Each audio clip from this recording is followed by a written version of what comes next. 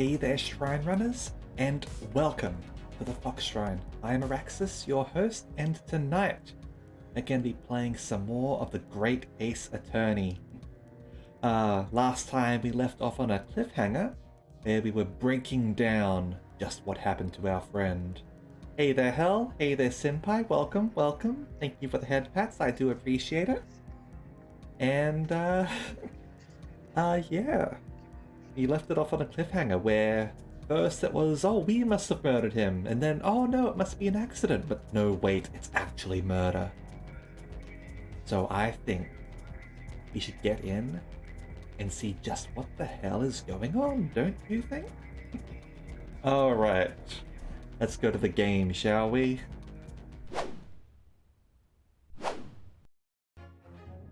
Alright.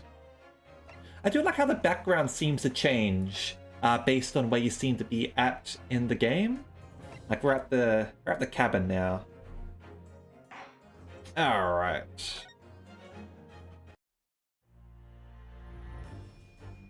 Yep, one final logic and reasoning spectacular. Let's go for it, shall we?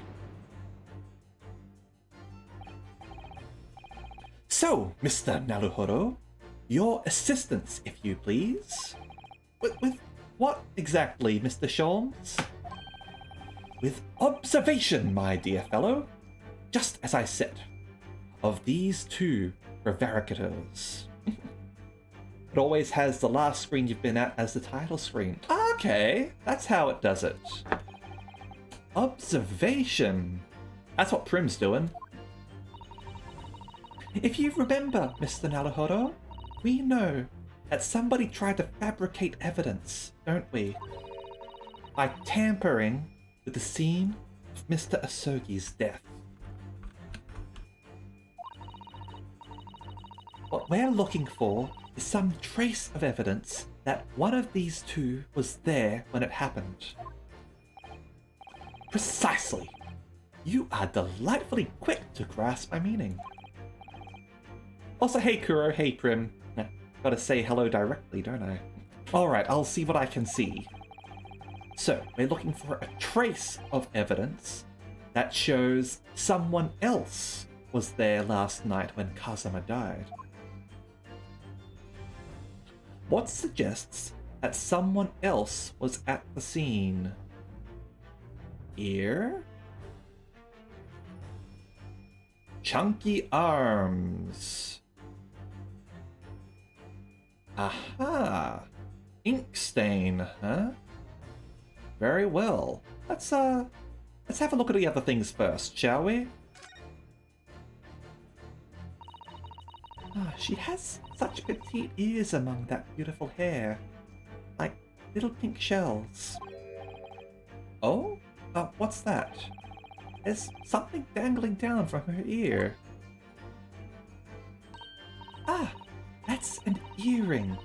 The crescent moon part looks as though it's made from wood. It's charming, isn't it? Women do seem to love adornments like that.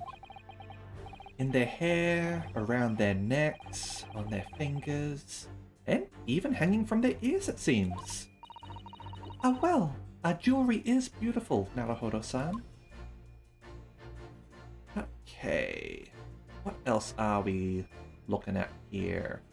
So we wanted to look at the chunky arms, didn't we? He has arms like tree trunks, doesn't he? Hairy tree trunks. Yes, he certainly has sailor's arms. He's a born man of the sea. Even if I had been awake, I couldn't have done anything about being dragged out of that wardrobe by this man. Naruhodo-san? You alright? You seem to be lost in thought. Oh, sorry. Blame those hairy tree trunks. I mean arms. Okay. I don't think it's nice to call them hairy tree trunks. Oh, we can look at his hat as well. What's under your hat? Have you noticed something significant about Seaman Stroganov's hat? Questioning his sexuality. Quite possibly. Maybe he's into bears, and he is Russian, so Hmm? Oh, no, sadly not. I was just thinking that if only we'd found it in Kazuma's cabin, it would all be so easy. That's true. A hat dropped at the scene would have been very conclusive evidence. Ah, that's a point. I'm sure I saw your university uniform hat at the scene somewhere. That is not a point. At least not one I'd like you to make. Okay. So is there anything else?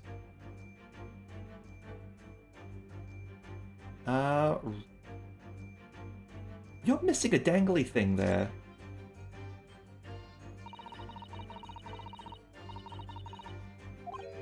Oh, what's that? There's something attached to her ear. Yep, I think that's what's called an earring. Little piece of jewelry. Really is tiny. Perhaps part of it is missing. Maybe it broke off.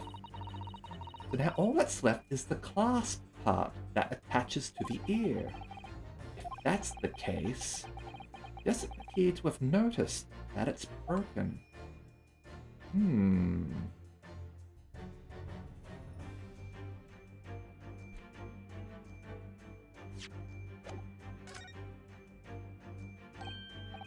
Oh, look at this! Some kind of stain in an unusual place. Yes, you're right. It looks like ink, if I'm not mistaken. Ink. And look at the color, too. It's clear where this came from.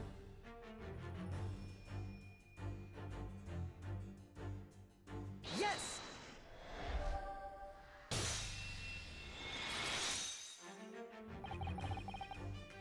Seaman Stroganov. Now, hold on a second, let me have a... Is there anything in the photos about an earring? Didn't seem like there was. Not here either, unless it's sort of underneath that.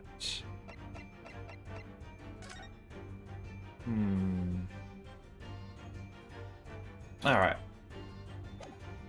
It might be relevant later. Seaman Stroganov. You seem to have quite a large purple stain on the back of your white uniform there. Yes, I don't know where the dirt comes from. So, nothing in particular comes to mind about the stain? What are you trying to say?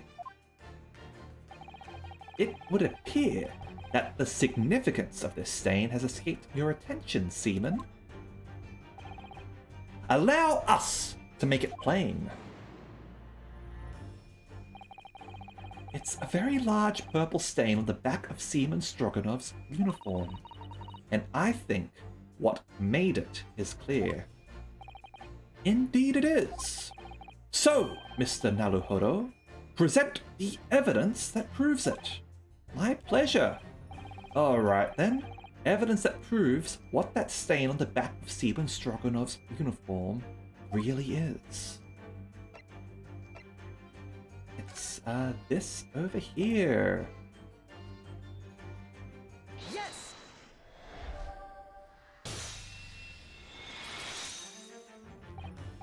Yes, it's this photograph and the ink it shows. That's what caused the stain on your uniform. Ink? A rather unusual color of ink. Purple.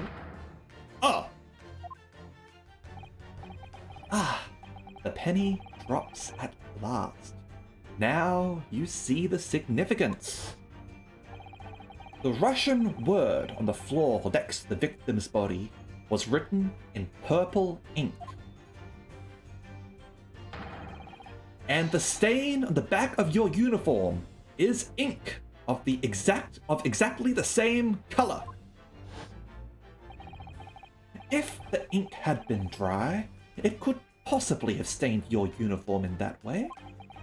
Which means You must have been present in the cabin in the moments immediately after the ink was spilled.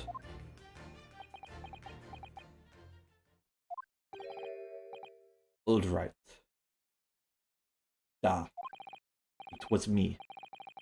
I did it. Everything. I arranged everything in Dead Student's cabin to make it look like Wardrobe Man did it. Then I pressed button to make Burlia do emergency stop and bolt cabin door shut. I did everything so no one would suspect our angel.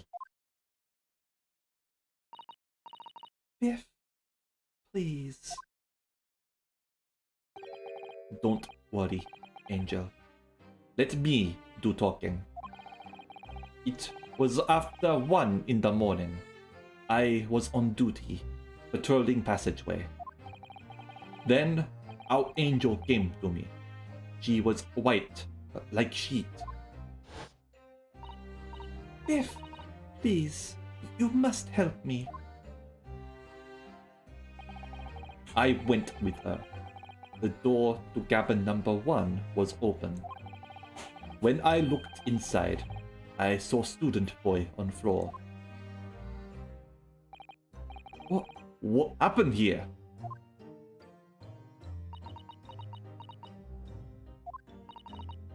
Please, tell anyone. My little one, my little furry friend. Everything that happened in cabin is like Angel told you. The kitten escaped through the ventilator into Mr. Asogi's cabin. Then he tripped over it and broke his neck when he fell. Then he tripped over it and broke his neck when he fell to the floor? Duh. That is right. So after the incident, when the cat ran away, Miss Pavlova then visited the cabin next to hers? Only to find its occupant lying lifeless on the floor. She said she was worried when she heard sound of something falling on the floor. That's when she went to look. No, Angel?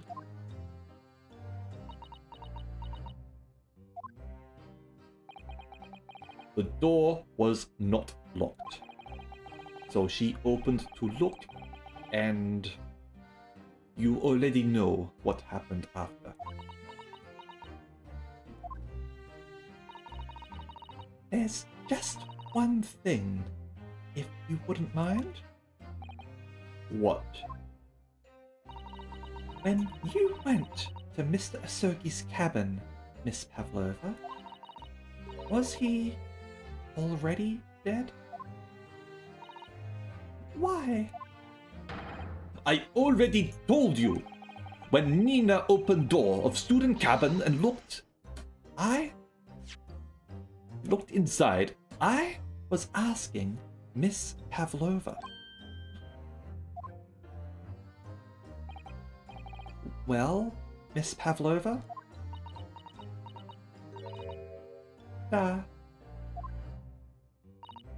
Oh. Yes, that is right. I saw him. It was dark, and he was wearing black, but he was on the floor, not moving. I was scared. Pizarro's not taking any of this shit. I understand. And I believe you. So is that finally it now? Have we discovered the real truth about Kazuma's death at last? Ah! Something very nearly slipped my mind. Oh, Mr. Sholmes? This photograph. Yes, I took this myself, you know. The cause of death was a broken neck. Therefore, the victim died instantly. And the unfortunate incident that precipitated these events? A kitten on which the victim stumbled. However, if those are the facts, there is one particular area in this photograph that seems to me somewhat unnatural. What do you mean, unnatural? What are your thoughts on the matter, Mr. Naruhodo? Well... If Kazuma tripped and fell, and by some terrible stroke of bad luck broke his neck, which part of this photographic print seems unnatural?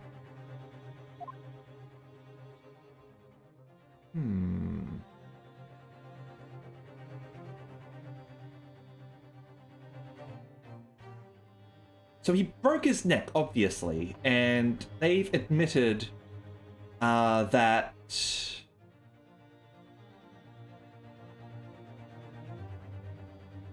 they sort of like set things up. So this admittedly here isn't unnatural if they wrote that. Aside from sort of unless I'm thinking too hard about this.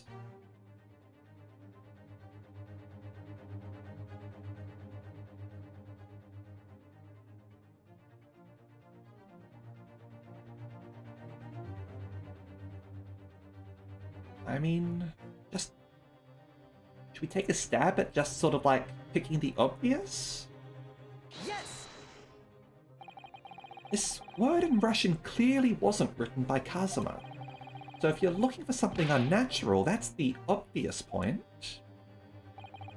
Very true. It is certainly peculiar, but it's not what I meant by unnatural, I'm afraid. That particularly crass detail was orchestrated by the culprit. Yeah, that's what I thought it was going to say. I mean to identify another point. Possibly his neck, certainly. Oh, I see. Imagine, if you will, losing your footing yourself. In my opinion, if you landed as the victim appears to have done here, it would be most unnatural. I'm sure you'll reach the same conclusion.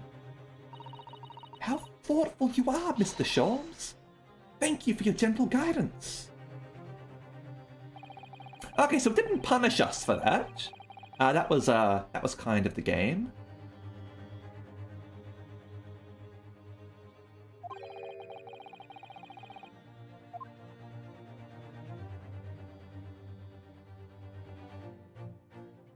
Let's try the neck then. That could be the fist, in which case that could be the earring? Yes! Must be here, surely. That's not the answer. Allow me to offer you a piece of advice regarding the pursuit of detection, my dear fellow. But noting a crucial point can be helpful to keep your eyes open. They were open.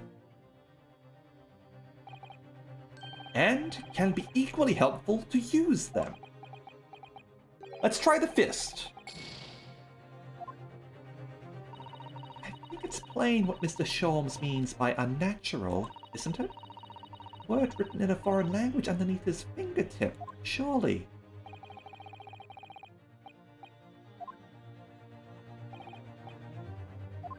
Okay. Probably because if you lost your footing, you'd have your hands put out, I guess, right? That could be what he's getting at. Alright. If he really fell due to an unfortunate accident, When noting a crucial point, listen to the music and see if it stops. Then this fist just doesn't seem quite right. The exact same thought occurred to me. In a fall, one's instinct is to open the palms flat. Yet here, we see the victim with his left hand tightly balled into a fist. Almost, you might say, as though he were gripping something. What do you mean? Simply that I took the liberty of investigating the victim's fist a short while ago. You did? And what, pray, do you imagine I found there, my dear fellow? Mr. Sholmes, show us, please. Why, of course, my dear madame. Would I keep you in suspense? Yes, yes you would. There we go, the earring. This is what I found. Oh, a crescent moon with a little gemstone in the middle. Yes, you're right. A crescent moon. It's very pretty, but what does it tell us? It tells us nothing. I'm not so sure. That crescent moon looks familiar somehow. I'm sure I've seen it somewhere before. Observation, Mr. Naruhodo. That is the key. What? The truth is now tantalizingly close. How did that crescent moon come to be in Kazuma's clenched fist? That would mean that our young lady over there must have been in the room. This is the final clue, the last piece of the puzzle. Don't distract me, Meta. Also, hi. Ask yourself, what does this little crescent moon mean? What significance has it? And observe. Find the answer with your own eyes.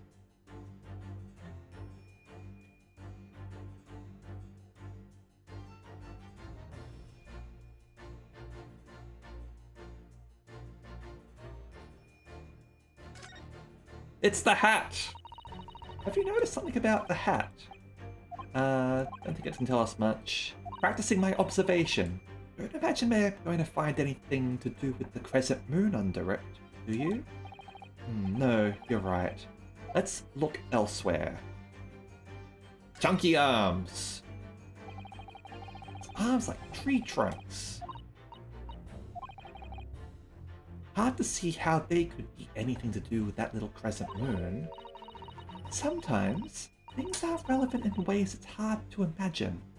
Perhaps you should check. No, these are just tree trunks, nothing more. We should be looking elsewhere, I think.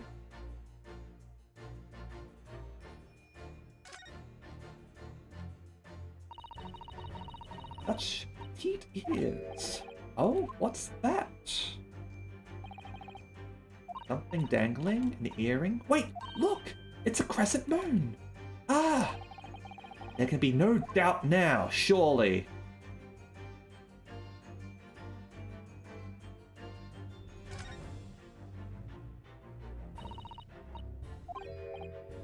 What's that? Something attached to her ear? A piece of jewelry. Really is tiny. Alright, so we want to look over here. Yes. To match it, rather than pick the one that's missing. Miss Pavlova, on your ear there,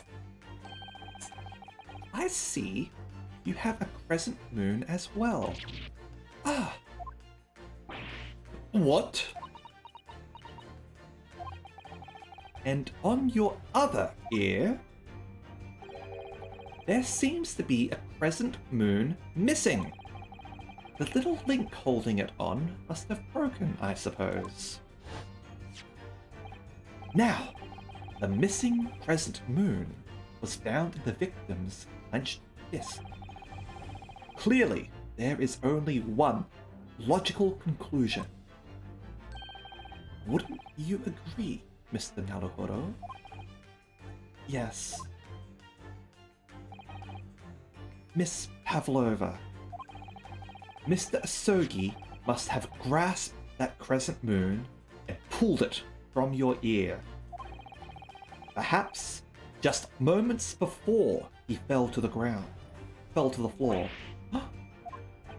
In other words, last night, in Mr. Asogi's cabin, you witnessed the moment when the victim fell with your own eyes. In fact, you were quite literally at arm's length from him. But then the question is, why did Mr. Asogi do that? Why did he pull your earring from your ear and hold it in his clenched fist during his final moments? Oh no. Angel? No one can protect you now. Please, Miss Pavlova, tell us the truth. Last night, what did you do to Kazuma? Yet.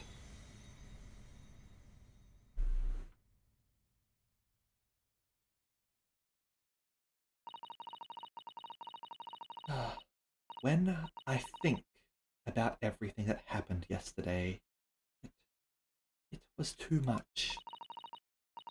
Running away, the fishing boat in the middle of the night, trying to climb onto this huge ship, and then, when I was at last in this cabin, and I could relax after this horrible, long day. Daka, wait!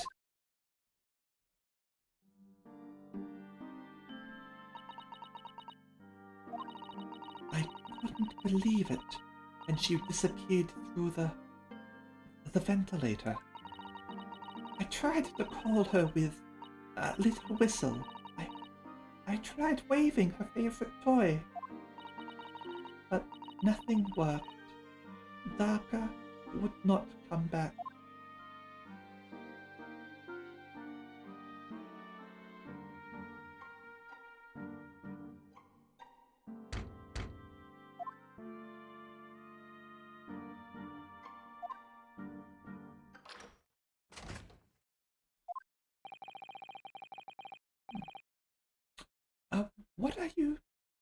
What are you doing here at this time of night, Inspector? Oh, I'm sorry. I thought it was a friend of mine.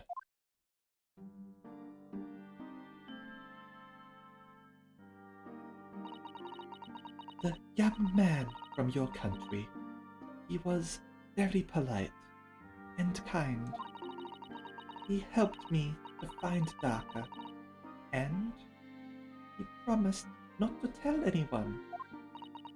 But then, when I had my friend in my arms again, and I was going to leave the man's cabin.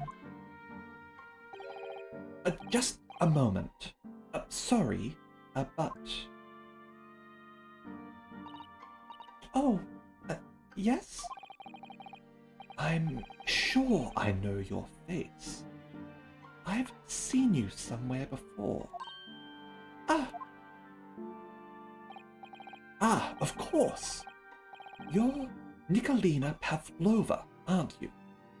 The Russian ballerina. Huh? No, I don't know that name.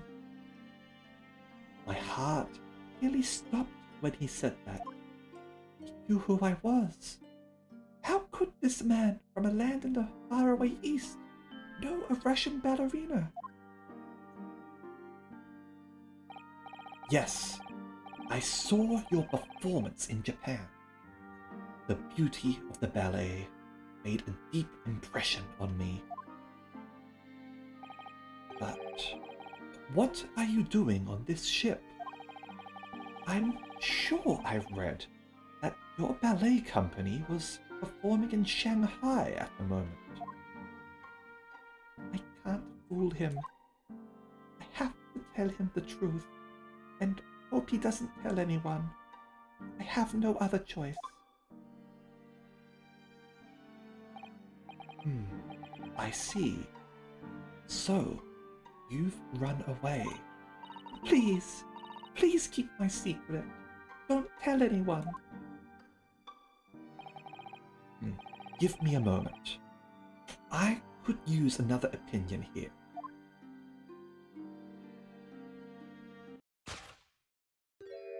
He's going to pull that cord. He's going to tell the captain. Why did I think I could trust him? Then it happened. Everything at once. It was only a second, but it felt like forever. Oh, wait! I shouted. And then Darka jumped out of my arms and down to the young man's feet. And as he turned around to look at me,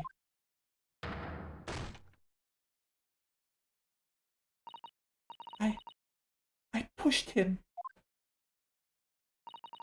I don't even know why. I don't know why I did it. I was just so scared. And I had to stop him from telling anyone about me.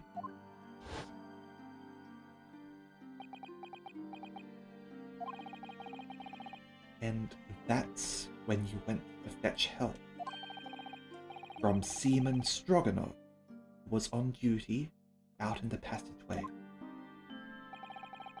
I heard Nina cry out and thud on floor, so I ran to her. She was standing at the cabin door, shaking like leaf. She looked at me and said, "Help me, if they find out, I will be... Please, I have nowhere to go." So you decided to help. And that's when you arranged things in Kazuma's cabin, make it look like I did it, so that no one would suspect the passenger in the cabin next door.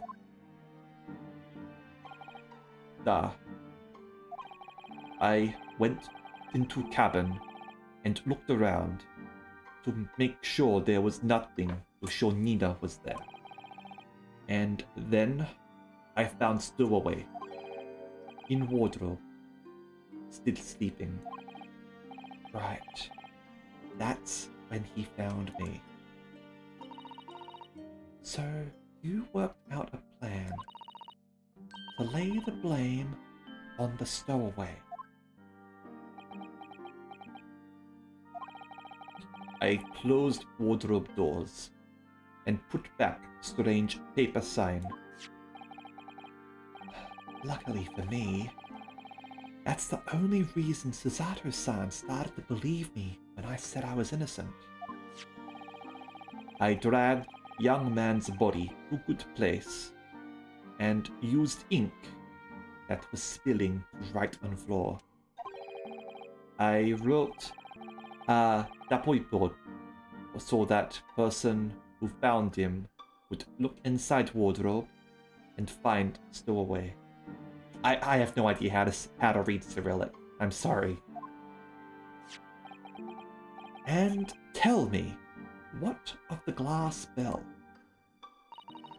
It was by my feet, so I picked it up. I see. But it was dark in the cabin. I didn't notice the other half. Then Angel went back to her cabin, and I finished job. By pressing the emergency alarm button in the passageway. Duh. Accordingly, the SS Burrier did indeed come to an emergency stop at a little after 2 a.m., thus enticing the bolt on the cabin door to slide shut, creating the locked room mystery.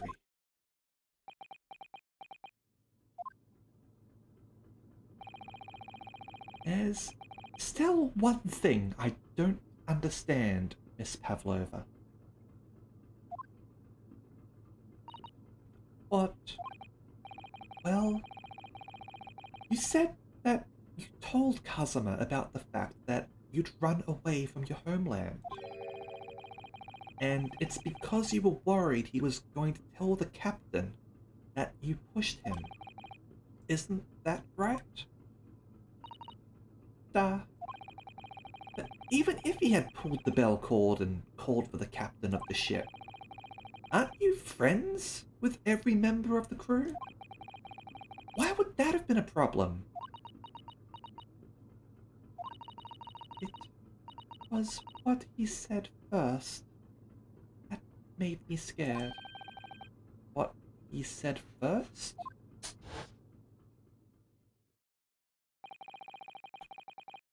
What are you doing here at this time of night, Inspector? Oh, I'm sorry. I thought it was a friend of mine. He said an inspector was his friend. Ah, yes, meaning me, who was supposed to be acting as his bodyguard. I thought that if police knew about me, they would arrest me. So, before he could pull the bell cord, May I stop you for a moment, please, Miss Pavlova? It just doesn't seem to make sense. I mean, was Mr. Asogi really going to pull the bell cord? I don't know. What? What do you think, Mr. Naruhodo? Well, I'm not Kazuma, so I can't know for certain, but he was a man of his word. If he told you he wouldn't give your secret away, then he wouldn't have done. No, he was walking over to it. He was going to pull the cord. He was going to make them send me back. Well, Mr. Naruhodo, the day's work is not yet done, it seems. There is one more deduction to make. What? Another deduction? Yes. What action was the victim really about to take at that moment? He was probably going to talk to me. He's going to talk to Ryunosuke. Can we determine whether the young man's gaze was directed?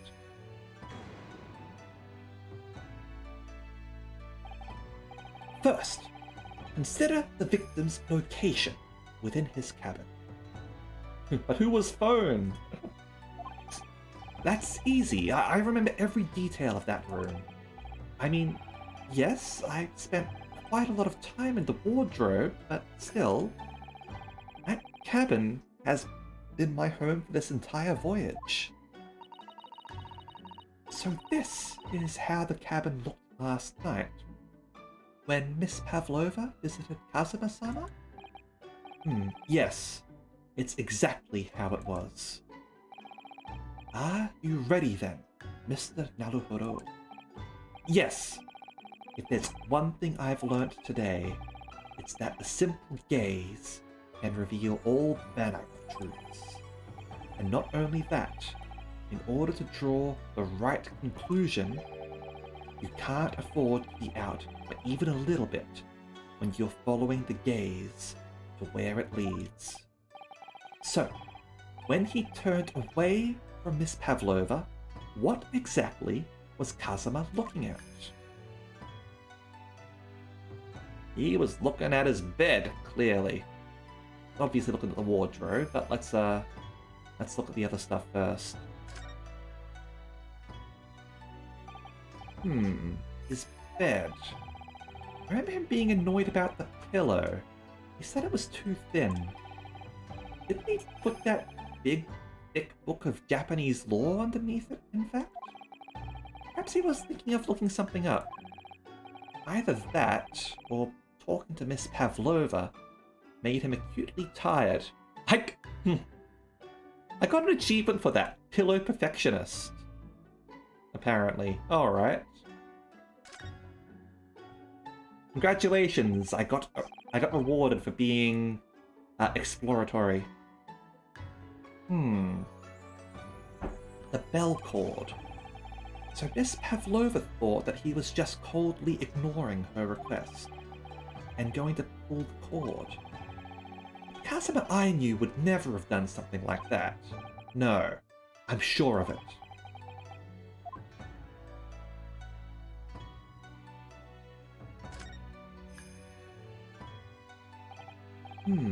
The wardrobe.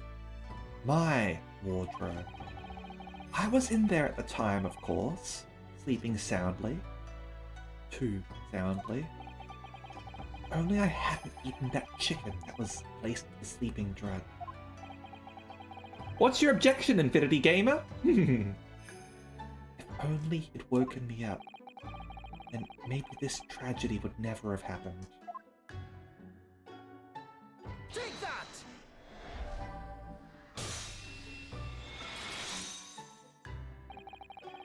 Considering everything that had happened last night. Yep, I totally understand that, Infinity.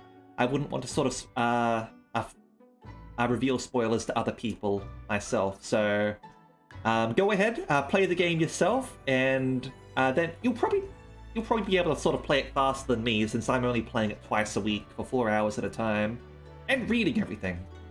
So once you've sort of gone through the game yourself, then you can sort of tune into this stream. Yeah, speed run it real quick and then come back.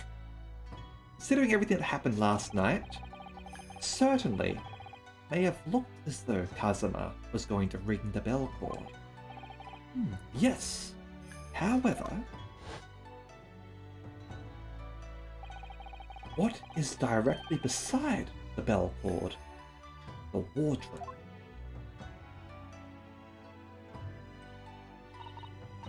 The wardrobe?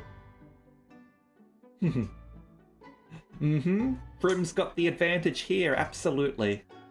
I personally enjoy sort of watching other people go through mystery games like this as well. Like, I was playing AI The Somnium Files, and like literally when I would finish like playing for the day or whatever, I'd go and watch VODs of Ko's stream of Ko Carnage's stream of AI The Somnium Files as well, to see his sort of reactions and theories versus my own at that sort of point. It was rather amusing, to be honest, to sort of see how other people react to the same thing, to compare it to my own reaction. And, more importantly, what was inside the wardrobe? The man's great friend, sleeping soundly. Miss Pavlova, please, think back very carefully. What were Mr. Asogi's exact words last night? Give me a moment. I could use another opinion here. Another opinion. Yes, but not from a member of the crew. No, Mr. Asogi intended to consult his close friend on the matter. To see if, between them, they might be able to help in some way, no doubt. Oh, no. Sadly, we can't know the truth for certain now. It's too late for that. But I wish you had made sure of what Mr. Asogi was looking at. Things may have ended very differently if you had.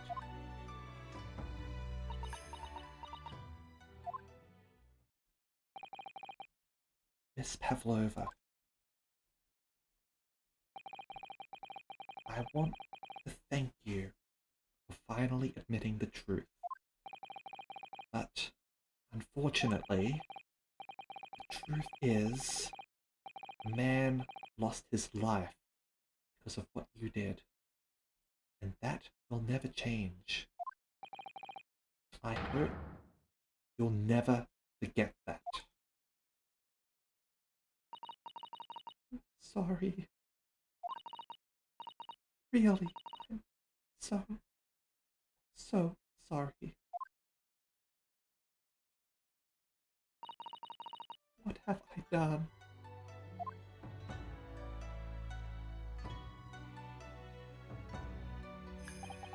And so, at long last, the mystery surrounding the tragic accident on the SS Burya was finally laid to rest.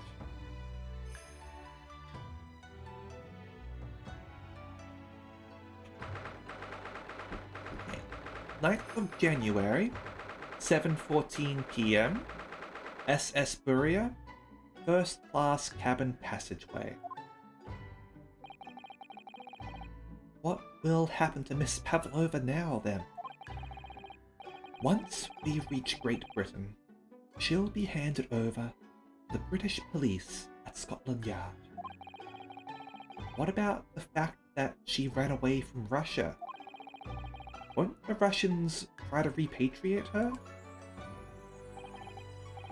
Apparently, the English detective can speak to the immigration office and sort all that out. Mr. Sholmes can do that? So she won't be going back to Russia then? No, I don't think so. Even if she wanted to return in the future, I doubt she would be able to. She ran away, so now she's in exile for life. I see. I'm sorry. Seaman Stroganov? I wanted to help our angel, no matter what. But I didn't think about you. About how you lost good friend. I will go with Nina. I will give myself to British police. That's kind of you. In the meantime, thank you for letting me go free again. Casimir's death is like such a waste. But... well... do what you can with Miss Pavlova, won't you? Ah. Well, I'm afraid you need to pack now. We're due to arrive in Hong Kong tomorrow. As much as it pains me, I'm going to have to hand you over to the consul to arrange your passage back to Japan. Yes. I did stow away, after all. I couldn't really expect any different. So, you should get back to your cabin now. PC seems to have recovered from the beating the captain gave him. Looks like my study tour to Great Britain is over before it's even begun then. Think, only days ago, Kazuma and I were laughing together at how we'd tear up the streets of London. It seems like a distant memory now. Oh, what's that? Is it someone weeping?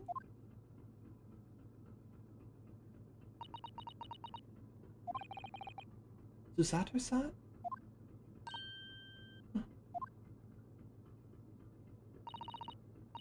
Naruhodo-san, I didn't know you had returned. Oh, well, I haven't been back long.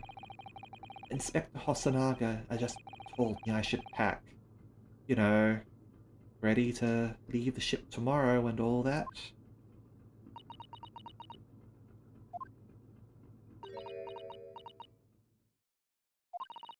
I still can't believe this has happened. I can't believe someone's life can be over. Just like that. Susato-san.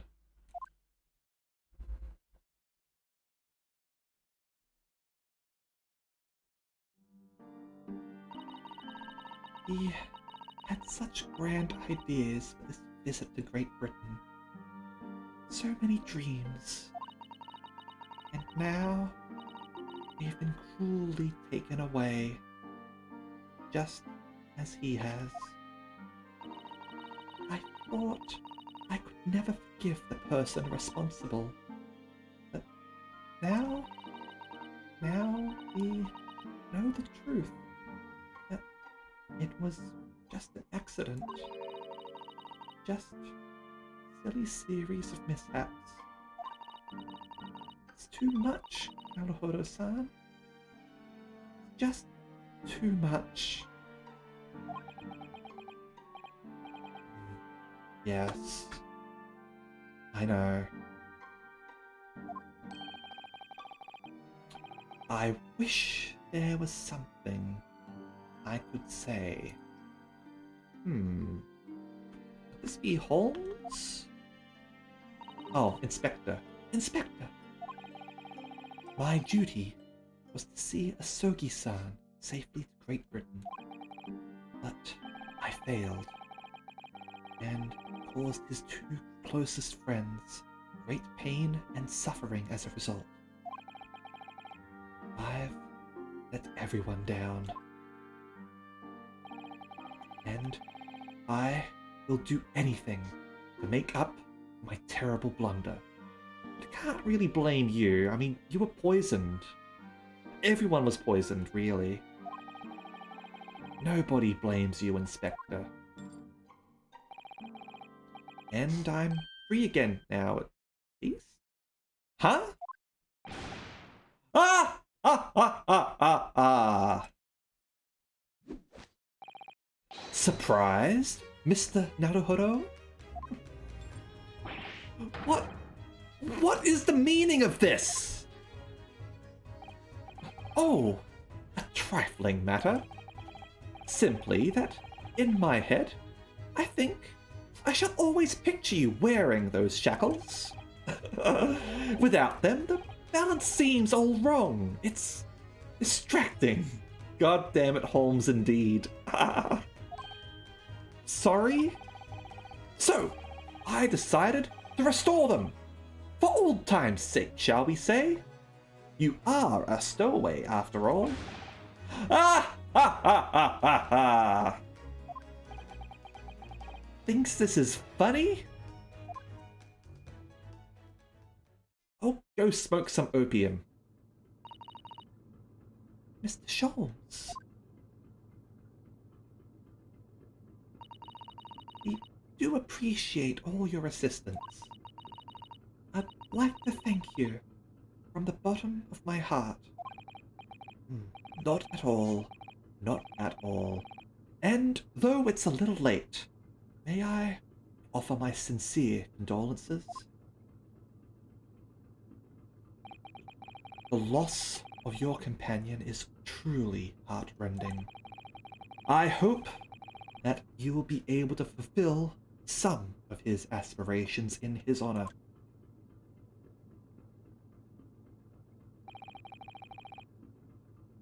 I'm afraid that won't be possible. We shall be disembarking at the next port, in Hong Kong. We have to return to Japan and make a full report about everything that's happened. What? Oh, wait a minute. It's just me that has to go back, isn't it? I mean, I was a stowaway.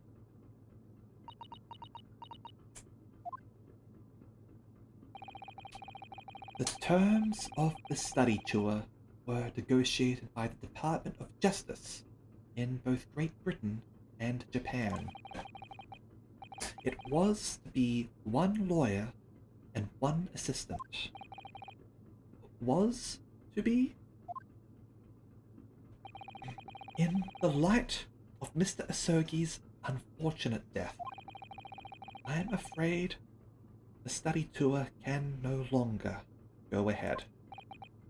Oh no. I don't care for me, but... Or Susato-san. My dear fellows, the majority of problems have an extremely simple solution, you know. All you require is one lawyer, and the study tour can continue, surely. There is no one else with the necessary qualifications, Mr. Sholmes. We know of no other lawyer. Qualifications, you say? Any qualifications obtained in your own country will be of little value in Great Britain, I'm afraid. Oh, but anyway, the voyage to London still promises a good month of time. Ample opportunity, I would say, to find yourselves another suitable lawyer? Yes.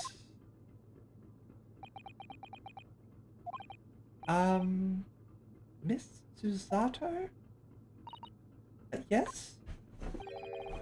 Do you think perhaps I might be able to do it? Ah! But you're not a lawyer, Mr. Naruhodo. Oh, unless... Are you studying law?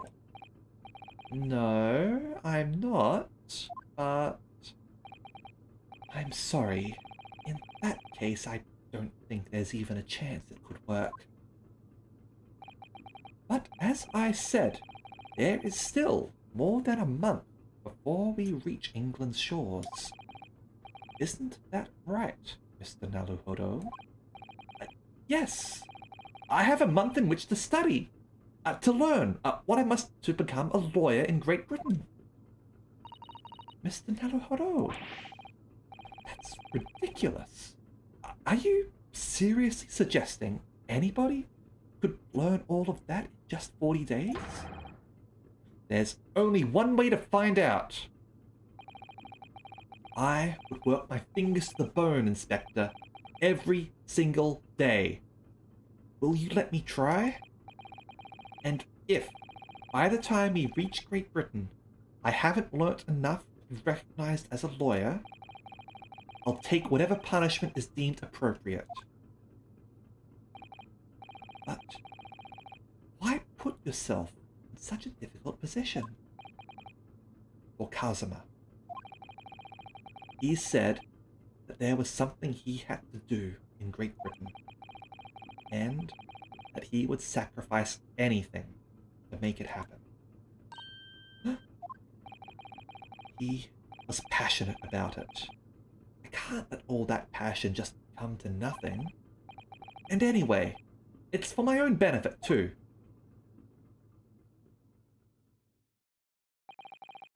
I will become a lawyer. I have to. What do you say, Miss Susato?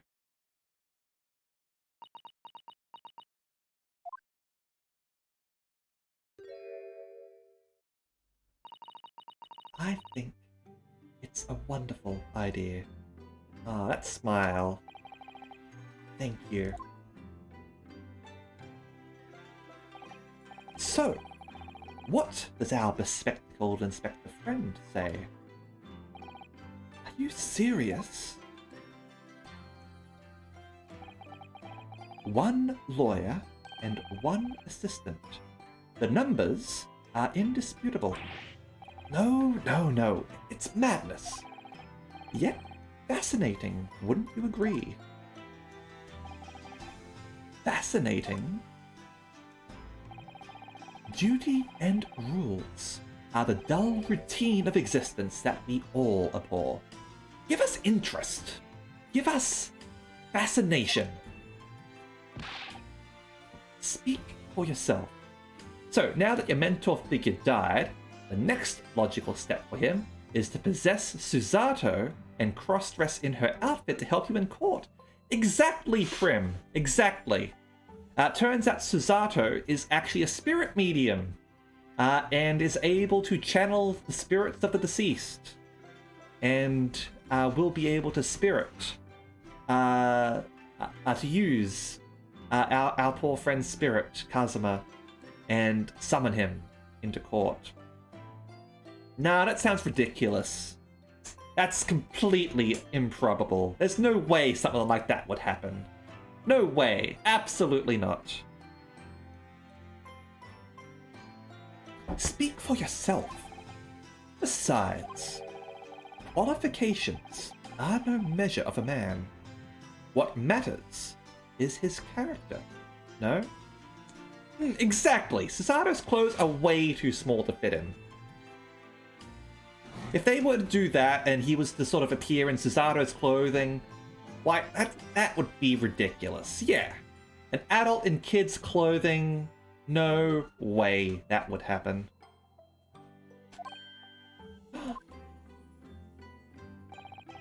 And you've witnessed ample evidence of this man's exemplary character today with your own eyes.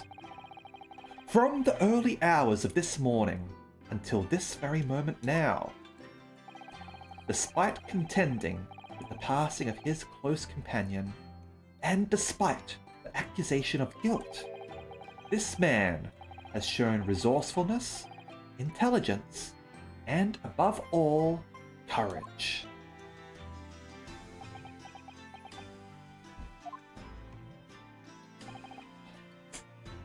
Very well. I'll think of a clever way to word my report to the Department of Justice. Inspector, after all, I did just make a promise, didn't I?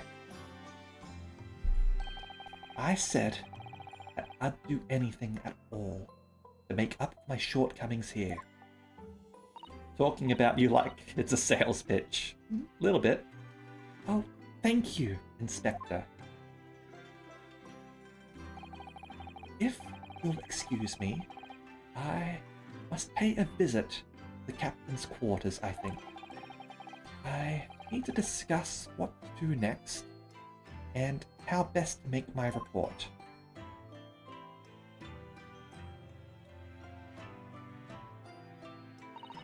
Are you really prepared to attempt this, Mr. Naruhodo? Yes. Going to try. I wonder, would you consider teaching me what I need to know? Everything about being a lawyer?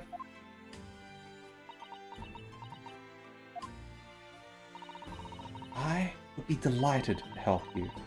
I am a judicial assistant after all. You know, wouldn't it be easier to have Susato do all that cramming? And she could just teach Ryunosuke how to be her assistant. Doesn't that make more sense to everyone? Is that just me?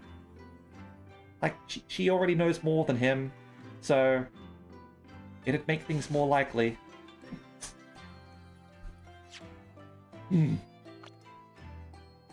She is 16, but, like, we're already a little bit older. I know, hell. Thank you. And Mr. Naruhodo? But there has to be a first somewhere, right? I'd like you to take charge of this. What? Me? Are you sure? I'm sure it's what Kazuma-sama would have wanted. Its name is Kaluma. It's a great sword that's been in the Asogi clan for generations. Very well. I accept. I'll treasure it always.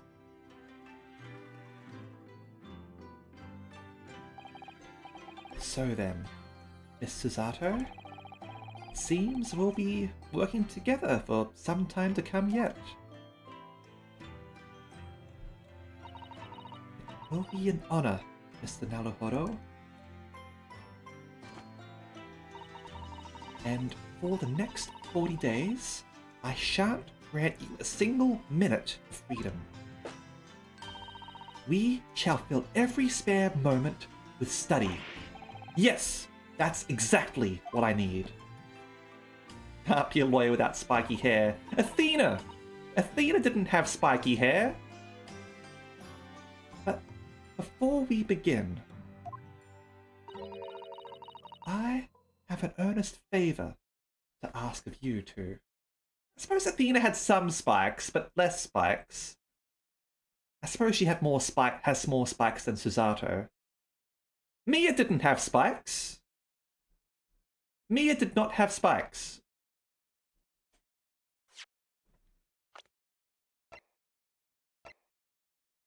And Kazuma didn't have spikes. Granted, they both died, so maybe spikes are like an evolutionary protection sort of thing. Yeah. I have an earnest favor to ask of you, too. Goodness. What is it? Please, throw me to the ground. 3 times. What? I should never have doubted you. You were Kazuma-sama's closest friend. Of course you would never have done anything to hurt him. That should have been obvious to me from the start. But I allowed suspicion to get the better of me. And no matter how upset I was feeling, it was completely unforgivable behavior. No, you were in shock. You just found out about me stowing away, and the cabin door was locked from the inside. No, I won't let you make excuses for me. Whatever the circumstances, I should never have thrown you. And not just once, but 5 times. That number keeps creeping up, doesn't it? Please, you must. Just take hold of me and throw me. Do it. Don't even think about it. No, I don't even know how.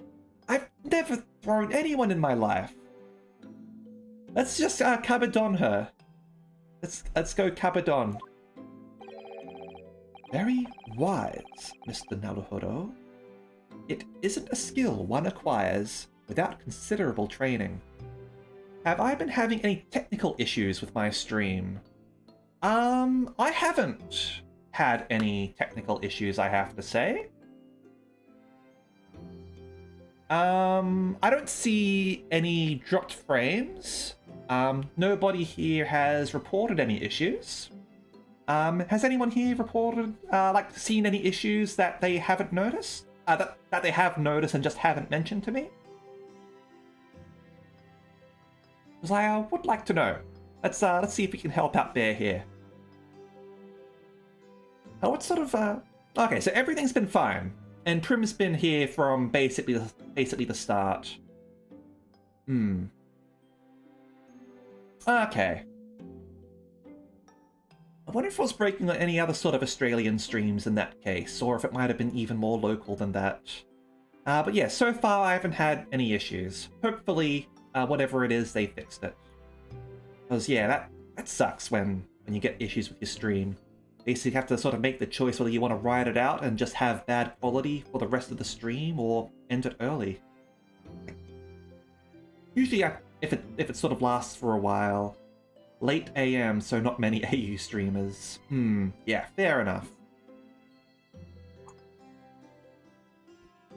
Yeah, I usually end things before midnight, so...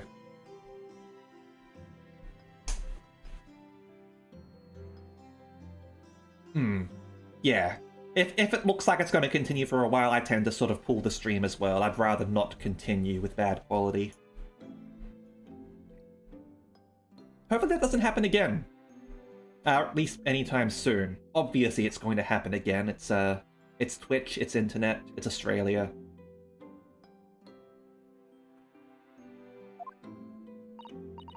Oh, Mr. Sholmes. Yeah, that's perfectly alright. No problem. All the best, Bear. I observed your throwing technique several times with great interest. I confess, I was most impressed. When did he see that? It's probably like hanging from a wall or the ceiling or something like that. He sees everything. I presume that would be a form of Japanese wrestling. Oh, well, in a way, it's not wrestling, but my own interpretation of an ancient jutsu technique. Apparently it's called the Susato Takedown. Leaves your head swimming, believe me. Why don't you ask her to try it on you? How beguiling. I am a practitioner of the combative arts myself. I am a somewhat accomplished boxer. There he goes, dancing around again. He likes doing that. I wonder if you'd be so kind as to instruct me on the technique of your arresting throw. Yes! I'd be honored. Actually hitting her cheek. Oh, yeah. Yeah, just over there, and... there. Just behind her. A shadow boxing with her cheek. Casual violence. Then let us not dally. Demonstrate, my dear madame. Oh, of course. Are you ready, Mr. Naruhodo? Eh?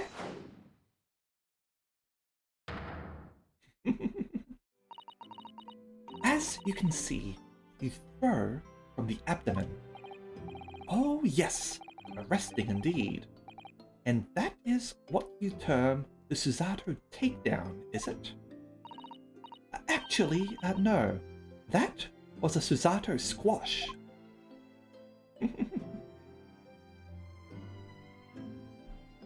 Just more casual violence.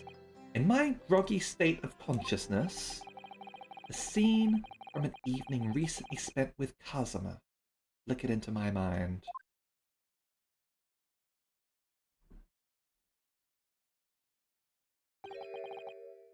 Kaluma. That's right. It's a prized sword that's been passed down through generations of the Asogi clan. I can't believe you managed to get permission to bring it with you. We're basically wrapping up the the chapter, Kitty. So you did miss things like motivation and all that. I can't believe you managed to get permission to bring it with you. I mean, taking a katana on a study tour is more than a little irregular, surely.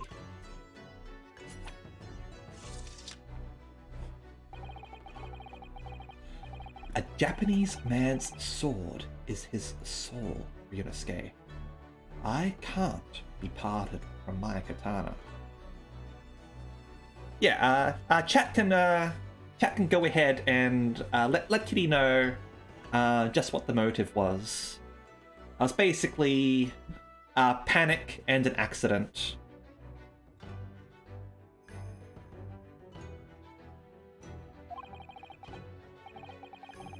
Kaluma guides me. I truly believe that.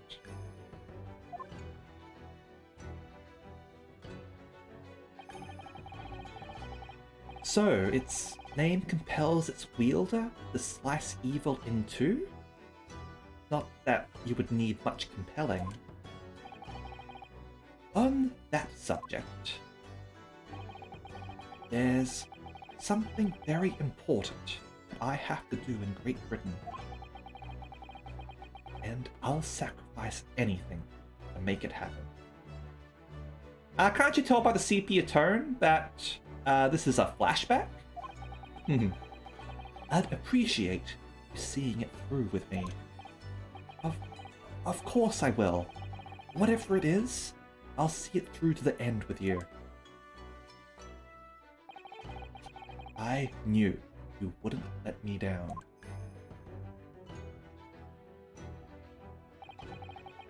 That important thing he had to do. I still don't know what that was. But I'm going to see the place for myself and work it out. In Great Britain's capital, London.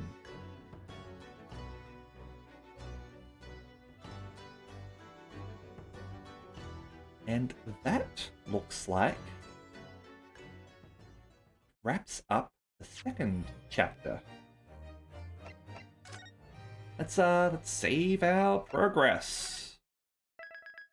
Let's save over here, and just give me a quick second. Sorry, just got a message on Discord. Damn. All right.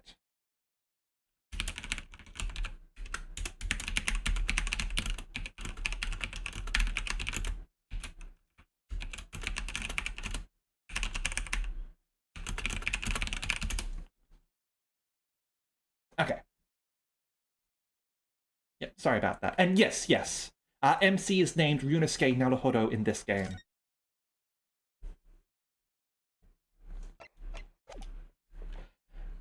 Now, this is something that I sort of looked up myself. They haven't mentioned it. Like, he's just straight up from Japan. He's straight up from Japan.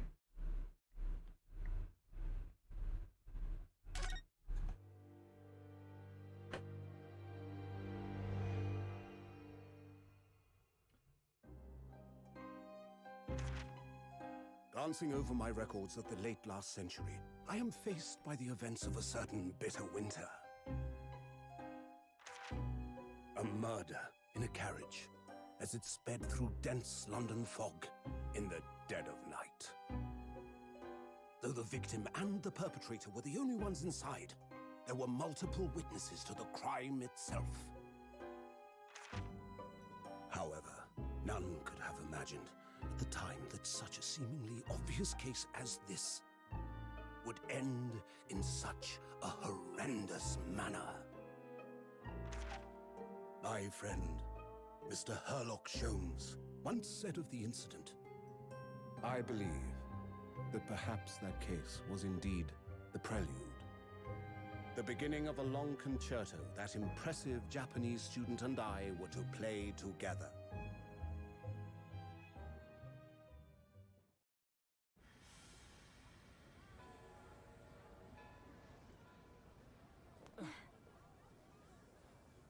Amazing. Is this really just a railway station? Railway station or not, I've never seen such an enormous building before. And look at all the steam locomotives. This country is incredible.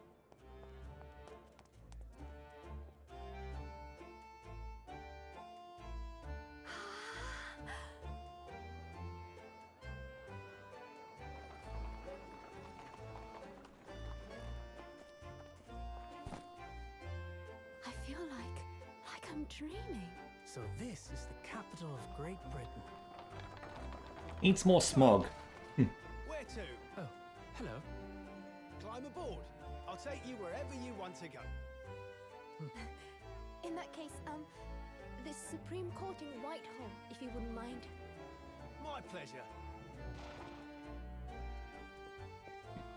I suppose you're visiting students from abroad, eh? Yes. Thought so. Well then, I hope you enjoy your stay. And welcome to the centre of the world, Great Britain's mighty capital, London.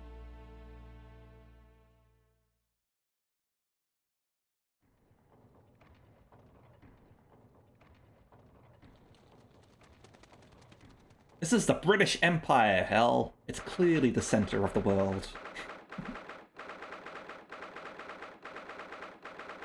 Alright, 18th February, 9:21 AM, British Supreme Court, Lord Chief Justice's office. What have you got in our inventory right now? Armband, that I inherited from Kazuma, identifies the wearer as a defense lawyer throughout the Empire of Japan. Okay. And yeah, just Susato for now. Okay, cool. Hold on a second. Let me examine this. Of course we can. These are the scales of justice. They're a symbol of the defense, aren't they? Yes, that's right. The scales are a symbol of fairness, to show that all are treated equally in the eyes of the law. And they're a warning to those who enter the courtroom without an impartial mind. We're probably not in that part of England, Kuro.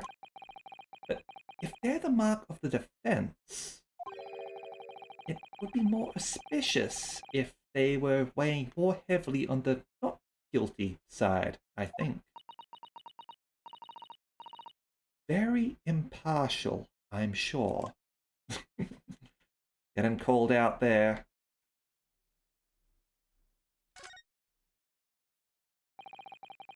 Lawyer's name is embroidered on the inside here. Look.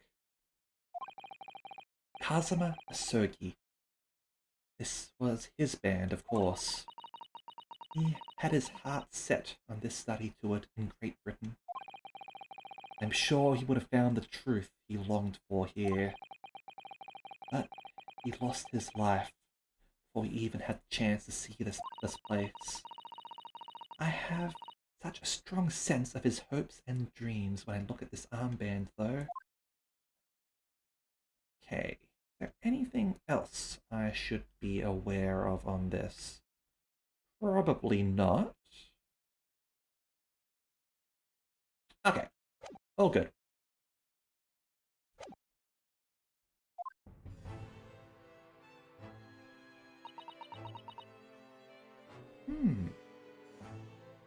Okay, that's good to hear, Prim. I suppose you've played it, so you know whether it's good or not. What an incredible place. It's so imposing. It's almost suffocating. Certainly a lot of clockwork going on here. Did we actually arrive at the clock tower, I wonder?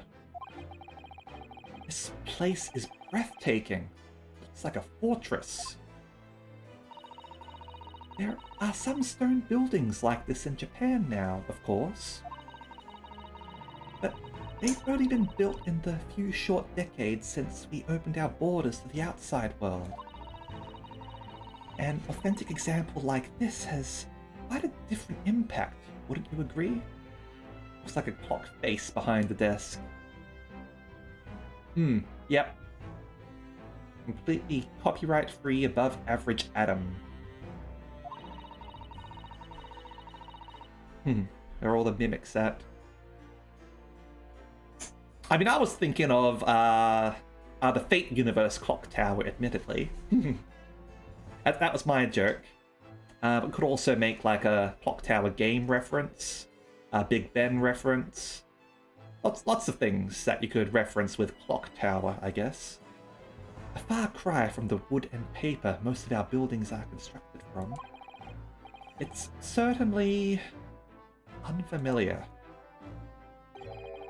But I think there's more to the differences than just construction materials. Yeah, that's true. More Castlevania Clock Tower, I would say. Admittedly, I haven't played a lot of Castlevania games, so... but going from like pictures and videos, I've sort of seen like, yeah, I can totally see the aesthetic there. Here's the Medusa heads. Well, hopefully there aren't any Medusa heads here, and if there are, well, hopefully our armband has some magic powers. What is this place again? This is the Lord Chief Justice's office, Naruhodo-san, in the Supreme Court of Great Britain. The Danganronpa murder scene. The Lord Chief Justice. We had instructions to report here at this time. If circumstances were different, we were supposed to let the Lord Chief Justice know that we had arrived from Japan. Hey, welcome. But Kazuma can't. No. So instead, we are here in a different capacity. As envoys, to report the news of Kazuma-sama's death. Yes. And having delivered his or her message, an envoy's duty is done. So, we'd have to return to Japan. If we want to remain here in Great Britain, I have to take Kazuma's place as the law student selected for the study tour. Yes, which means that you need the requisite qualifications as a lawyer. Have I got my prime rewards today? I'm pretty sure I did. Like there was like a League of Legends thing there, and a Destiny 2 thing. Hey Rel, welcome! Which is what I've been studying for. Here in Great Britain is the Lord Chief Justice who appoints lawyers. Anyone off Sholmes yet? Nope, Sholmes is still alive. So that's the second reason why we're here. To have you officially recognized as a lawyer. I've been pretty good. Had a good day watching lobotomy court videos mostly. Had a chicken pie for dinner, which was quite delicious.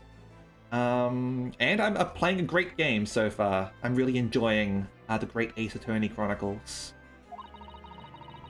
It's the only way that we'll be able to remain here in London.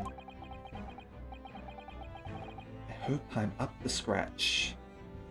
7 AM, oh geez.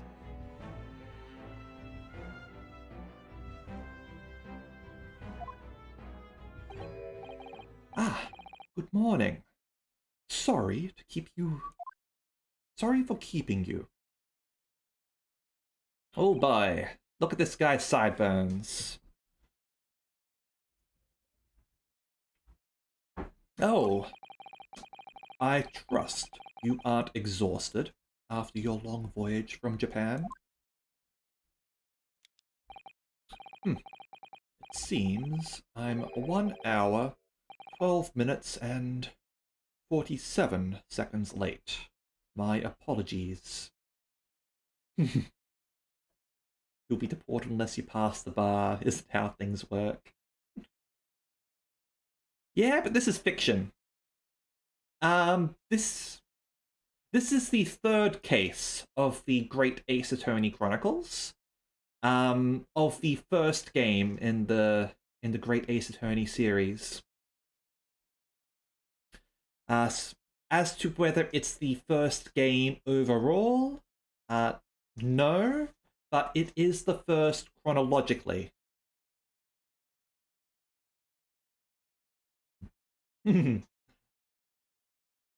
I mean, he could be German, and he moved to Great Britain, for all we know.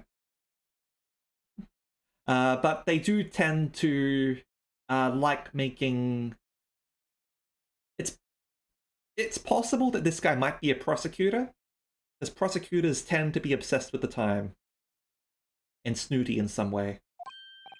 Oh, no, don't mention it. We're never happier than when we're standing around with nothing much to do. Haha. How fortunate. So, introductions. I am Mael Strongheart, Lord Chief Justice of the British Empire. He's certainly a male figure, I suppose. I feel like a little mouse under an elephant's foot. Come on, Mr. Naruhodo, don't be a mouse. Oh, it's an honor to meet you, Lord Chief Justice Strongheart. I'm Ryunosuke Naruhodo from the Empire of Japan. Well, Mr. Naruhodo. Wonder how many people got offended just by that name. Nobody? Welcome to London, the capital of our glorious British Empire. Yes. Thank you. Alright, I kind of like this guy. And I'm worried he's going to die. He's gonna die, and we're gonna be framed for his murder. This is what's going to happen. Prosecutors have to be, they get like 60 to 70 cases a day, and most of the time only get to read the cases on the day in the court. Oh shit. At least that's something that Phoenix Wright gets right. Oh hey, I just showed up to court, here is the case. Have fun.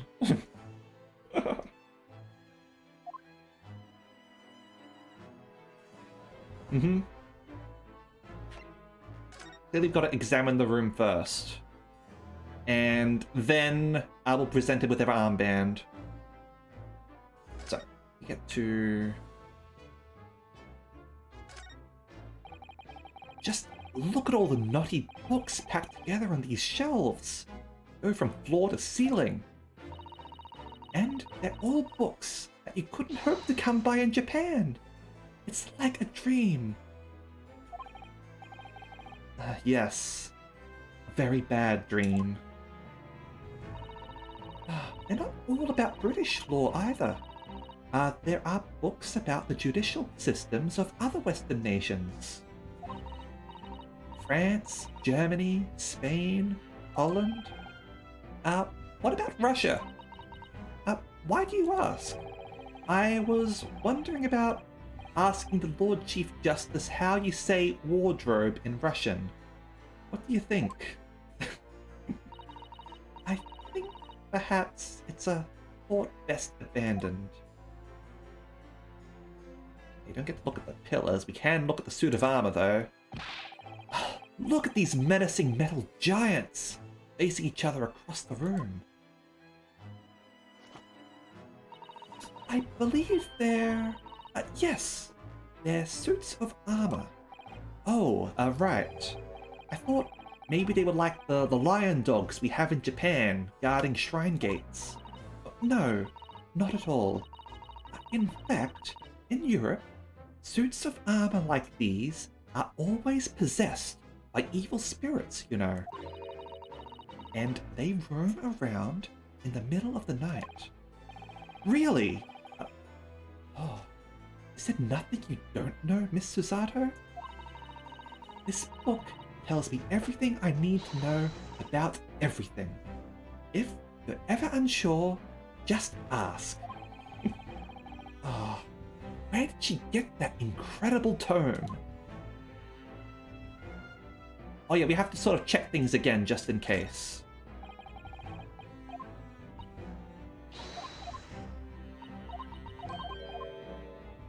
This kid is going to camp in the courthouse trying to watch the armor move now. Yep, totally.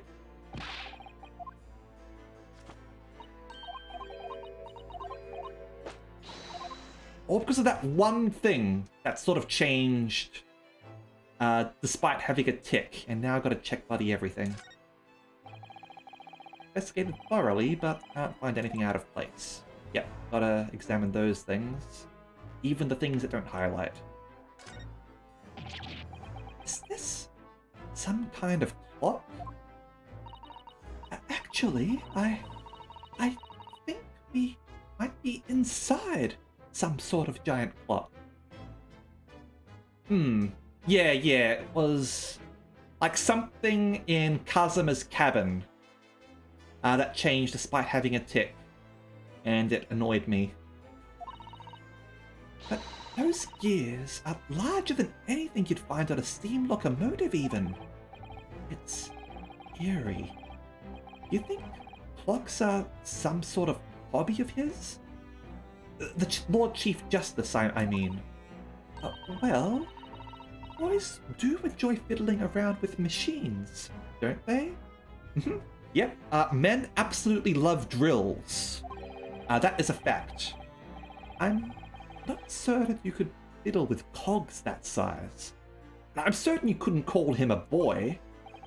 Still, it's amazing how little noise the cogs make, considering how large they are. There's actually something quite soothing about their precise rhythm.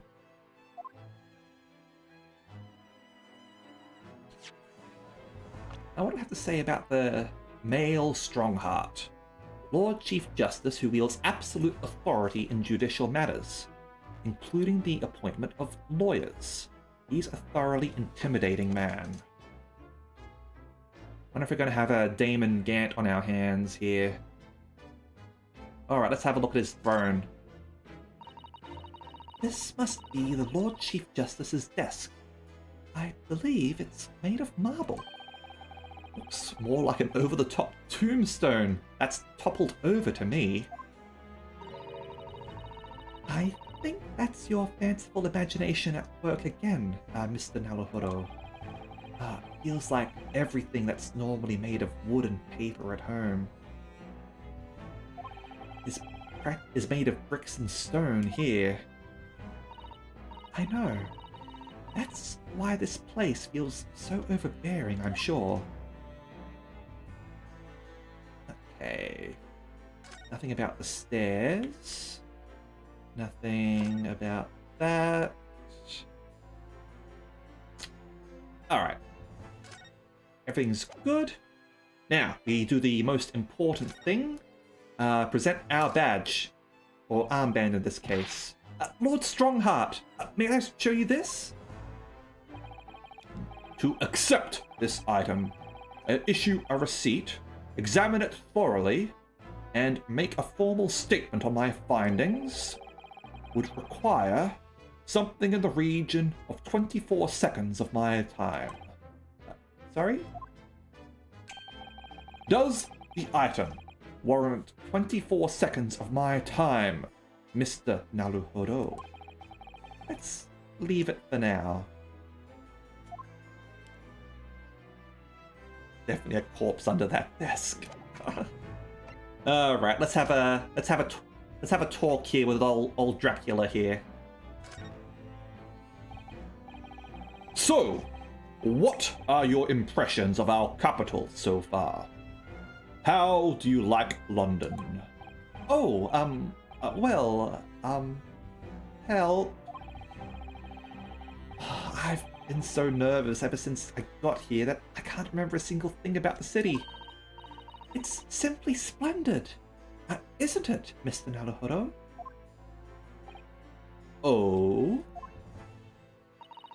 We had a wonderful view of some of London's streets from the carriage on the way here from the station. Everything is so impressive and grand. I must say, I'm almost at a loss for words. I'm glad to hear that you like it. The city boasts tramways, piped water and gas, even cables supplying electricity. We spearhead every revolutionary new technique in the world. Every visitor to London is astounded. Oh, yes, astounded is the word. Thanks for saving me there, Susato-san. Everyone seems so jolly and full of vigor.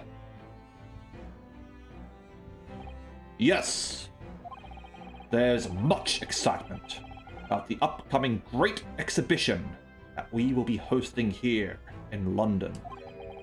A great exhibition? Oh, is this the World's Fair? Cultural and technological achievements from around the globe are to be exhibited here in our great city. It will be the greatest spectacle of its kind in history, and will make Paris's World Fair look like a toy shop. Those damn Frenchies. Gosh, I can hardly imagine how magnificent it's going to be. Great Britain's capital city is nothing but magnificent. London is the center of the modern world. I love how birds just sort of fly in the background as he gives off these epic sort of gestures. Yeah, let's have a drink. Thanks, I.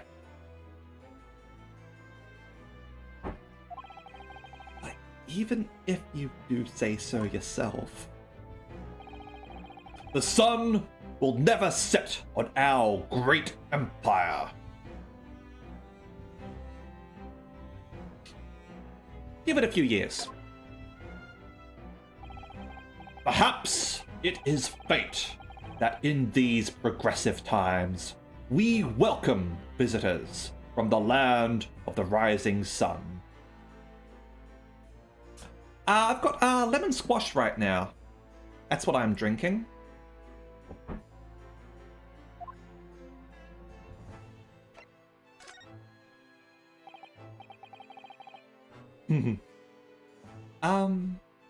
Lord Chief Justice, I think you were expecting a student of law for this study tour, weren't you? Absolutely. Lemon squash is basically like, I would compare it to American lemonade. It's just that we call lemonade something different here. It's a completely different drink. So lemon squash is basically American lemonade.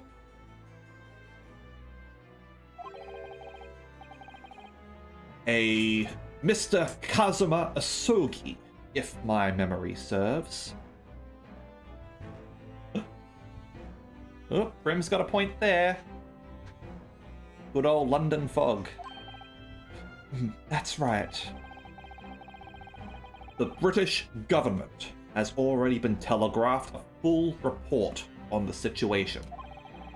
I understand the young man lost his life aboard the steamship bound for our shores. That's amazing. News reached him before we even arrived. My country naturally extends its deepest condolences to yours. Oh, thank you. And you honored this appointment specifically to inform me of the news? Yes. We are here in the capacity of envoys from Japan to report the sad news in person. They tell me you Japanese are a people of protocol and courtesy, and I see that it's true. And it is with some regret that I must inform you that the death of the young lawyer means this study tour arrangement can no longer proceed. If you would just hear us out, Lord Strongheart. What do you have to say, madame? Yeah, no problem, Rel. Have a nice lie down.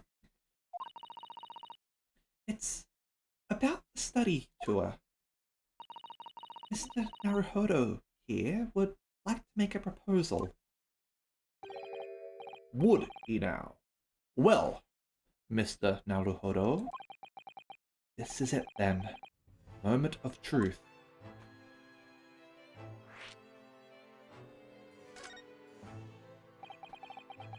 The thing is, Lord Justice, Lord Strongheart, I was wondering if perhaps you would consider allowing the study tour to go ahead? Don't misunderstand me. Britain would ideally like to see the tour go ahead. But without a lawyer from your country, there's nothing to be done. In that case, what if there was someone else? Another lawyer from Japan, I mean. Is there something I don't know? Only a single lawyer was invited to Great Britain from your country. And that was Mr. Asogi. At least, that is what I've been led to understand. The thing is, this really isn't going well at all. I just can't seem to find the right words to say to this man. Mr. Naruhodo, I could ruin things here if I'm not careful. What am I going to say? If there is someone else here from Japan who could be described as a lawyer, it's Miss Susato. Obviously. It can probably only be... yes! Miss Susato.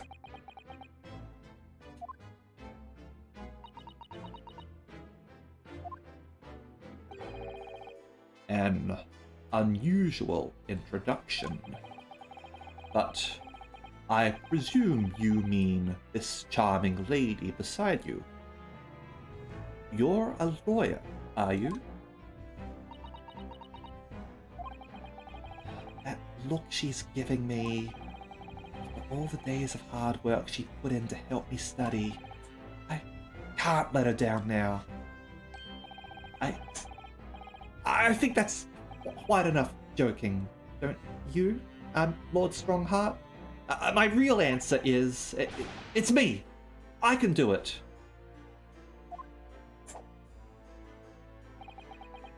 Is that so? I mean, I don't actually have any qualifications as such, but no qualifications, you say. And yet you still claim to be a lawyer? I have acted as a lawyer in court before. Only once, as it happens. And I had Kasama to help me, and I was the accused, but glossing over the details. I've been spending every spare moment on the journey here to Great Britain studying. I've learned all about British law and court proceedings while I was on board the SS Burya. The voyage from Japan is some 50 days, I believe. Not what you might call a full education. To become a qualified lawyer here in Britain, not only do you need a university degree in law, you must also complete several years of training. I realize it's far too short a period of time. Claimed the League of Legends thing, but don't have LOL, so you're not illegal or anything just because you don't have LOL. Like, that gift you're getting from Prime is because you got Prime. And they're basically advertising for games like League of Legends, like Red Dead Redemption, like Destiny and all that, to encourage people to play those games in order to get those rewards. Converse, LOL is indeed free. But I can't necessarily recommend playing it. It'll make you hate your life. But that's up to you. You check out the game yourself and make your own decision. Just know that it does have a fairly toxic community. Male Strongheart destroys wannabe attorney with facts and logic. Mm-hmm. Because he's strong. But I can't just go back to Japan. Kazuma, Mr. Asogi's journey had only just begun. Coming here on this study tour was all he thought about. I have to carry on and do everything he planned to do. I know it must sound like I have an overly inflated opinion of myself, but I would do anything to prove that I have what it takes. Any test you care to set me. Just one chance. That's all I'm asking for. Please. 31 seconds. Sorry? Your opening statement there, Mr. Naruhodo-san. It was 31 seconds long. Not too brief, not too protracted. A perfectly judged appeal, I would say. Which is a skill that would stand you in good stead as a lawyer. Oh, thanks. So, you're willing to put those words to trial, are you? Well, I'm all for entertainment. Huh? But let me ask you one thing first, sir. Yes? You say you intend to do everything Mr. Asogi planned to do. Are you firmly set on that path? Well, yes, that's my intention. I see. Am I imagining things? Or did his expression just alter a fraction there all of a sudden? Very well. You have your wish. I'll give you a chance. A test to become a specially certified lawyer. Whether you pass or fail is entirely down to you. Really? Nice. What form will the test take exactly? Tell me, Mr. Naruhodo, what do you consider the role of a lawyer to be? Defending people, of course. No, it's to get to the truth, right? Well said. So, let's have you defend someone. Huh? Your timing is perfect, in fact. There's an apt trial about to begin later today. Oh, we're just being thrown straight into a trial without any chance to prepare or anything like that. How wonderful. It's just like real life. No advocate has been appointed for the defense as yet, so this will be welcome news. All for Strongheart's entertainment. Today? Straight away?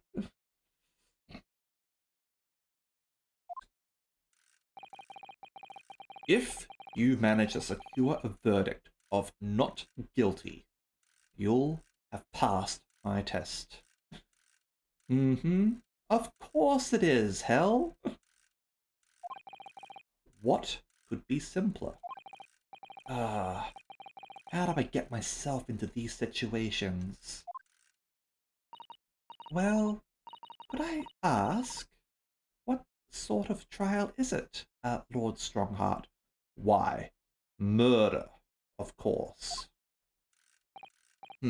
Yes. Good question. Ah, I remember. It's a murder trial. Every single case in Phoenix Wright is a murder trial. Except for one in Ace Attorney versus Professor Layton. That one at the start, which was for theft, if I recall. And there was one in a Phoenix Wright game that was initially for theft, but later became murder. A murder. An extremely simple case, I understand. You really can't lose. That's easy to say, but I should mention, just in case. If the defendant is found guilty, he will, of course, be sentenced to capital punishment. Capital punishment? He'll be put to death? Alright. Well, congratulations on downloading League of Legends. I hope you have fun with it. Here in Great Britain, murderers are sent to the gallows without exception. Presumably, you read that much in your short C-based introduction to British law. We can't possibly agree to such a test. We would be toying with a man's life. I am the Lord Chief Justice, and I've decided it's acceptable. But can't do that, can you? There's no need to overcomplicate this. All you have to do is ensure that you don't lose. So, the defendant may live or die, depending on how well I perform in court? Oh, god damn it, Prim, that's horrible. I'd lose. I'll be hanged. Mr. Naruhodo! You come to me claiming to be a lawyer. If you want me to take you seriously, you need to prove that you're willing to do a lawyer's job. And you say you intend to see through the will of your compatriot, Mr. Asogi. I would like to understand just how far you're willing to go in order to make that happen. He's testing my resolve. What's the matter? You've fallen silent. I'm sorry, but time is pressing. The trial begins shortly. I need an answer from you now. What's it to be? What do I say? I agree to this absurd test? Okay, see you later, Kuro. I won't do it. Alright then. I have to give you a decision now. My answer is... I can't do it. I can't get the words out. 15 seconds. Your decision-making needs work. You want to be a lawyer. That was too slow.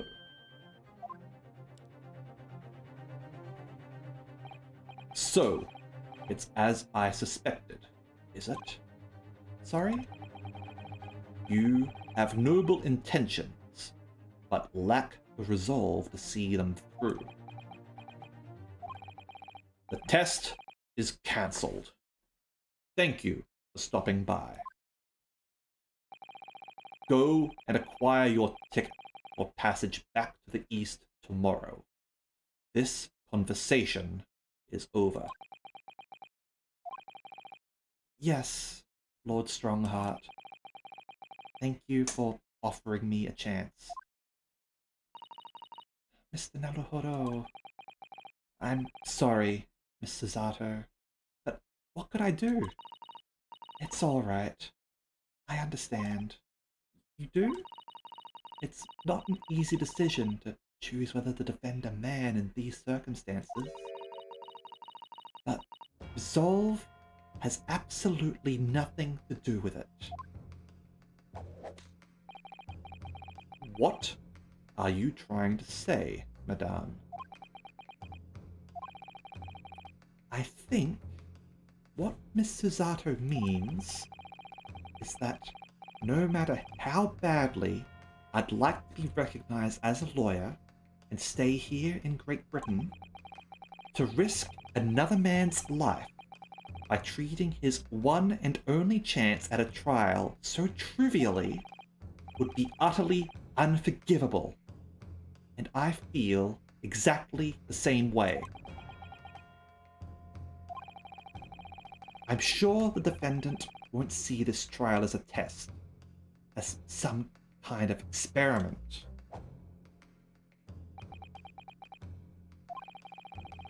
A lawyer may fight for his clients in court day after day, but for each one of those clients, the particular day they stand in the dock may be the only chance they have to fight to prove their innocence. No, I was wrong. I'm not qualified to do that job yet. I'm sorry for wasting your precious time, Lord Chief Justice.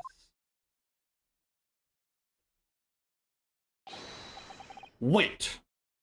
Mr. Naruhodo. Oh, was there something else? It's approximately 20 minutes by carriage to the Old Bailey from here. Congratulations, I. If you leave immediately, you should still be there in time. But I just said that I was quite serious in what I told you. The defendant in this case has literally no one to advocate for him. What? At this point, he can't hope to find someone to represent him. The trial will begin without a defense. And if that happens, there's only one possible outcome. He will receive the most severe sentence the judge can pass down. That's awful. But that is the truth. Why can't you go and represent him then? Why does it have to be like this? Please don't expect an answer to every question.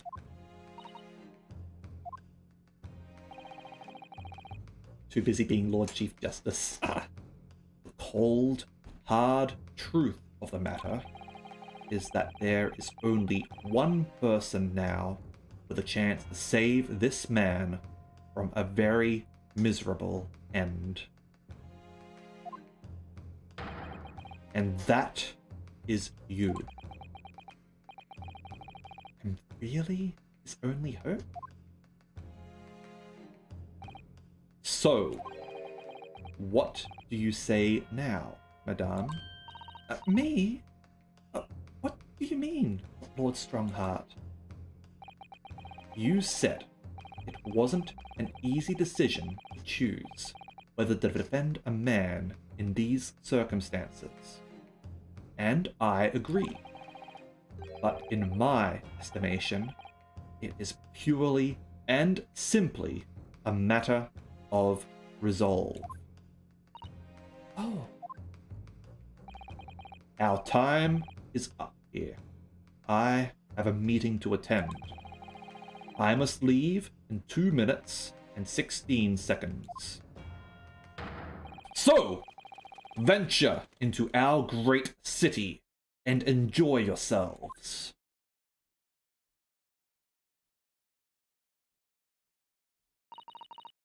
He's gone. Just turned into a swarm of bats and just flew out of the room. The Old Bailey. If we're going to do this, Mr. Naruhodo, we must leave at once.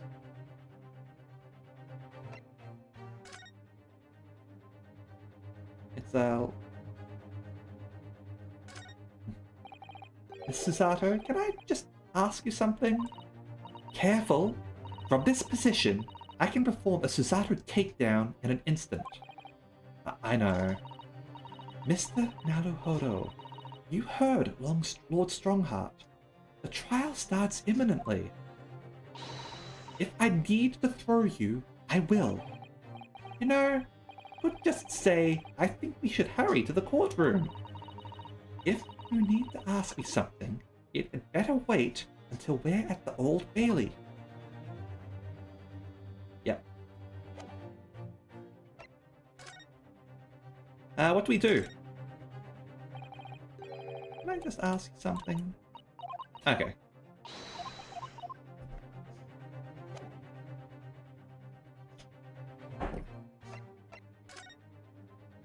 Have you seen my armband, by the way?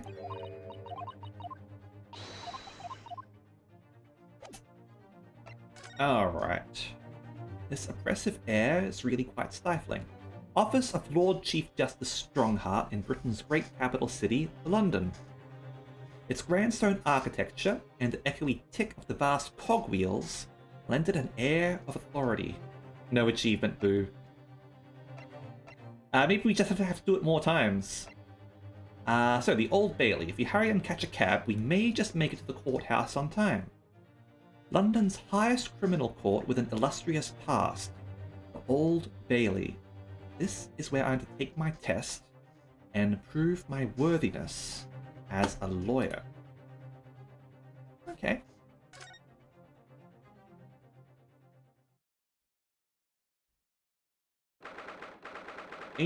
February 18th, 9:45 a.m.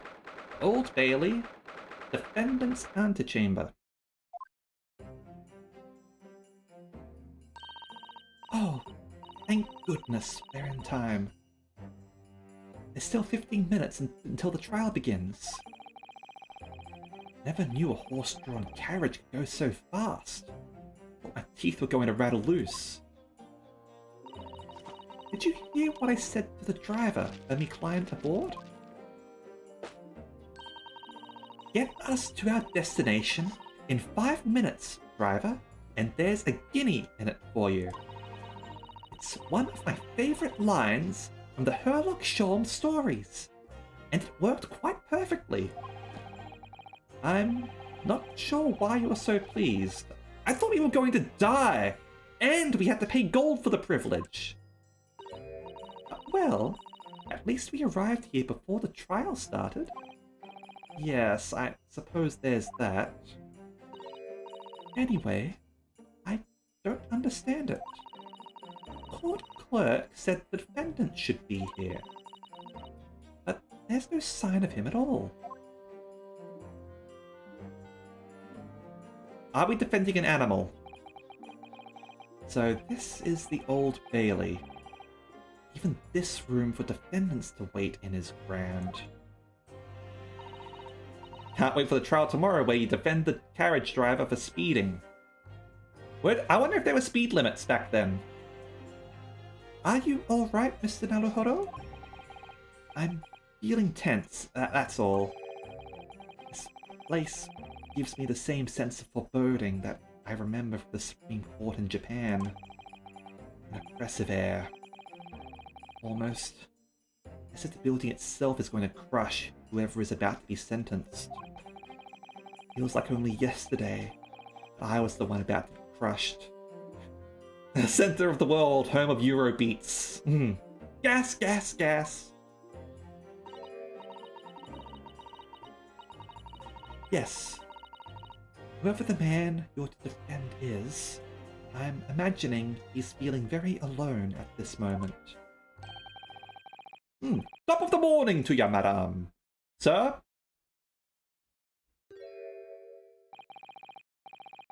What are yous doing, following me in here? Things are fair desperate, are they? Alright, this guy's gonna be fun, I guess. Care? Oh, would you look at those expressionless faces? From the east, are yous? Where from Japan? Yes? Ah, Japan, is it? Right, say no more, say no more. So, how much do you need? No, wait, just here because... Oh, no need to explain, fella. I've been here myself, so I have. No place to go, nothing to eat, barely a penny to your name. And all while in a strange faraway land. Well, actually... well, you haven't found a place to stay yet, no. Oh, 'tis grand, 'tis grand. So is he supposed to be Irish? Or is he... Or is it some sort of other sort of, like Cockney sort of accent, maybe? Oh, let me start by giving yous 1,000 guineas. Say nothing now. 1,000 guineas? Please, Mr. Susato, you don't have to shout. 1,000 guineas is enough to build an entire mansion in the most prestigious area of Tokyo. What? Oh, 'tis nothing to me at all. I like to ensure I have sufficient funds to weather a rainy day, you see. I have enough wealth to buy the city of London 2 or 3 times over. Could that much rain even fall in one day? Well, even so, he couldn't possibly accept such a large sum of money.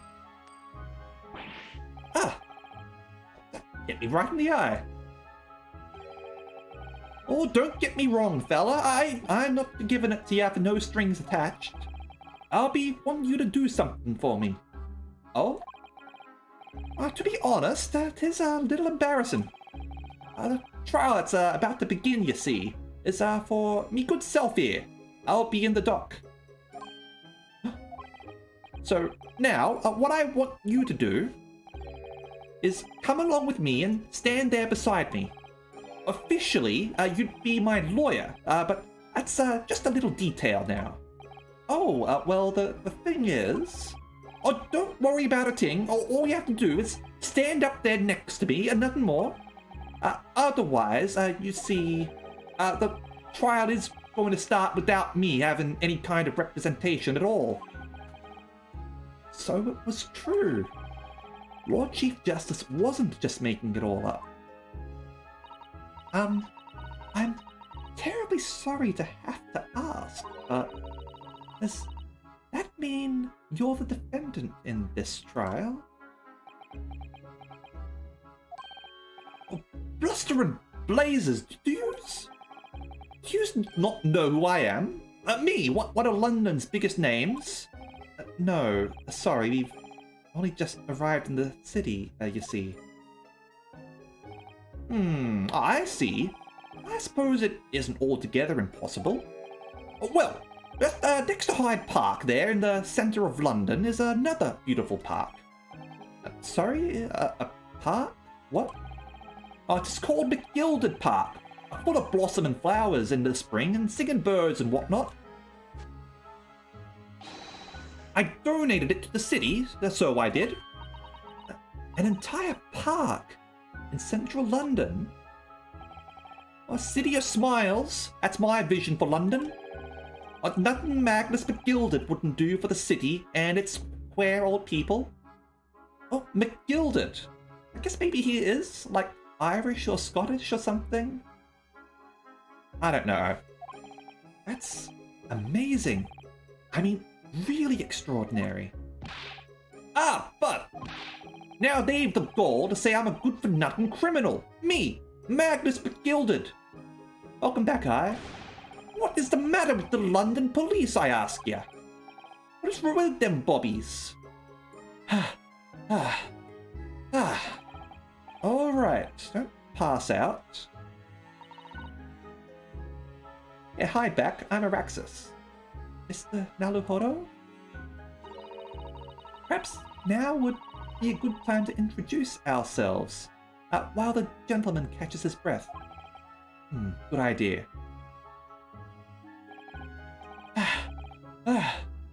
Oh, let's sit up straight as well. Okay, there we go. Mr. McGilded, the thing is, I'm actually here in London to study British law. Law students are on a study tour from Japan, you see. So, if you don't have a lawyer for the trial yet...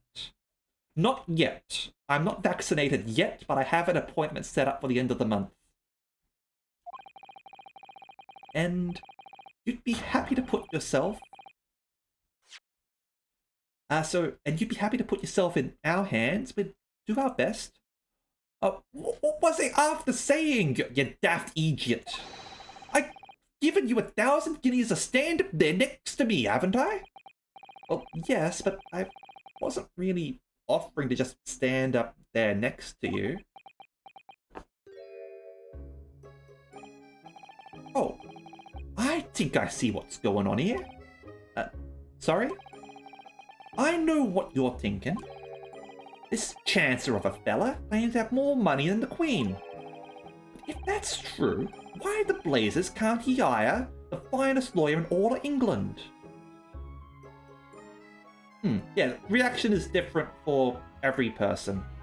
I've made sure to basically set aside a day for myself when I do get vaccinated in case there's an adverse reaction or anything. Cause he did it! That's the only explanation. Well, not at all. Like, plenty of guilty people are able to hire lawyers. Not at all. Though, it is a little strange, to be honest. Why you don't have a lawyer, I mean. Oh, that would be the fault of the Reaper. Sorry? Did he just say Reaper? Aye, the great Reaper of the Bailey, Lord Barock Van Zeeks. He's the prosecutor.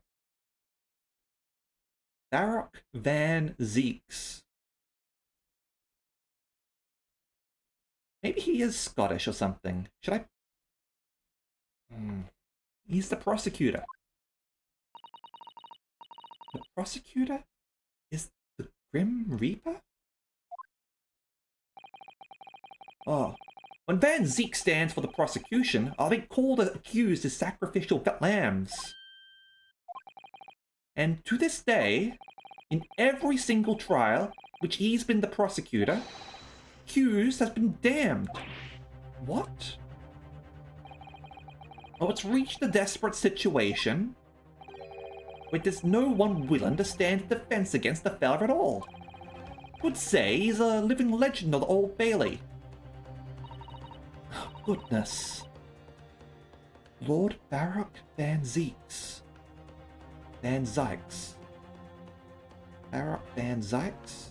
Van Zeeks? He must be an exceptionally talented prosecutor then. Talented, it isn't the word you're looking for, madam. It's cursed. Cursed? What on earth? The defendant is summoned, and his counsel. Please make your way into the courtroom. The trial is about to start.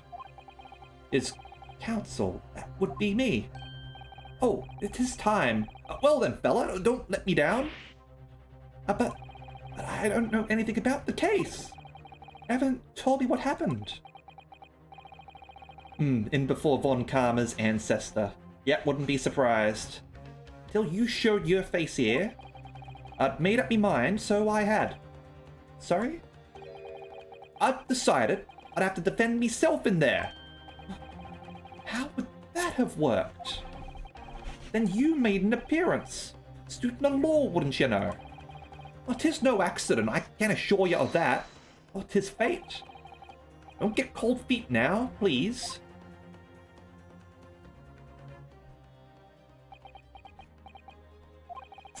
I literally know nothing about the case, or about this man who stands accused. In fact, the only thing I do know is that I can't just turn my back on him.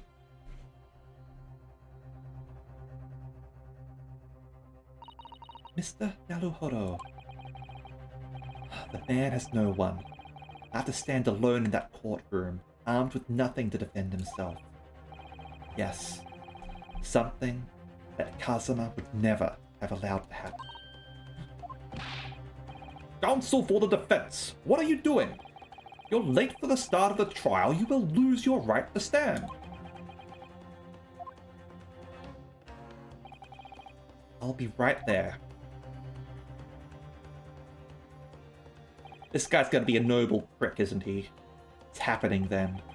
My first trial in a British court. Hope you're watching over me, Kazuma. I have no idea how I'm going to manage this.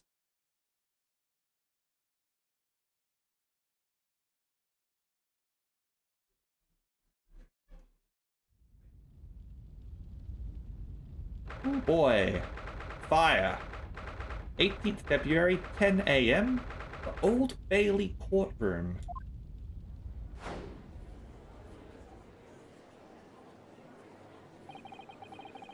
So this is the highest court in Great Britain. The Old Bailey.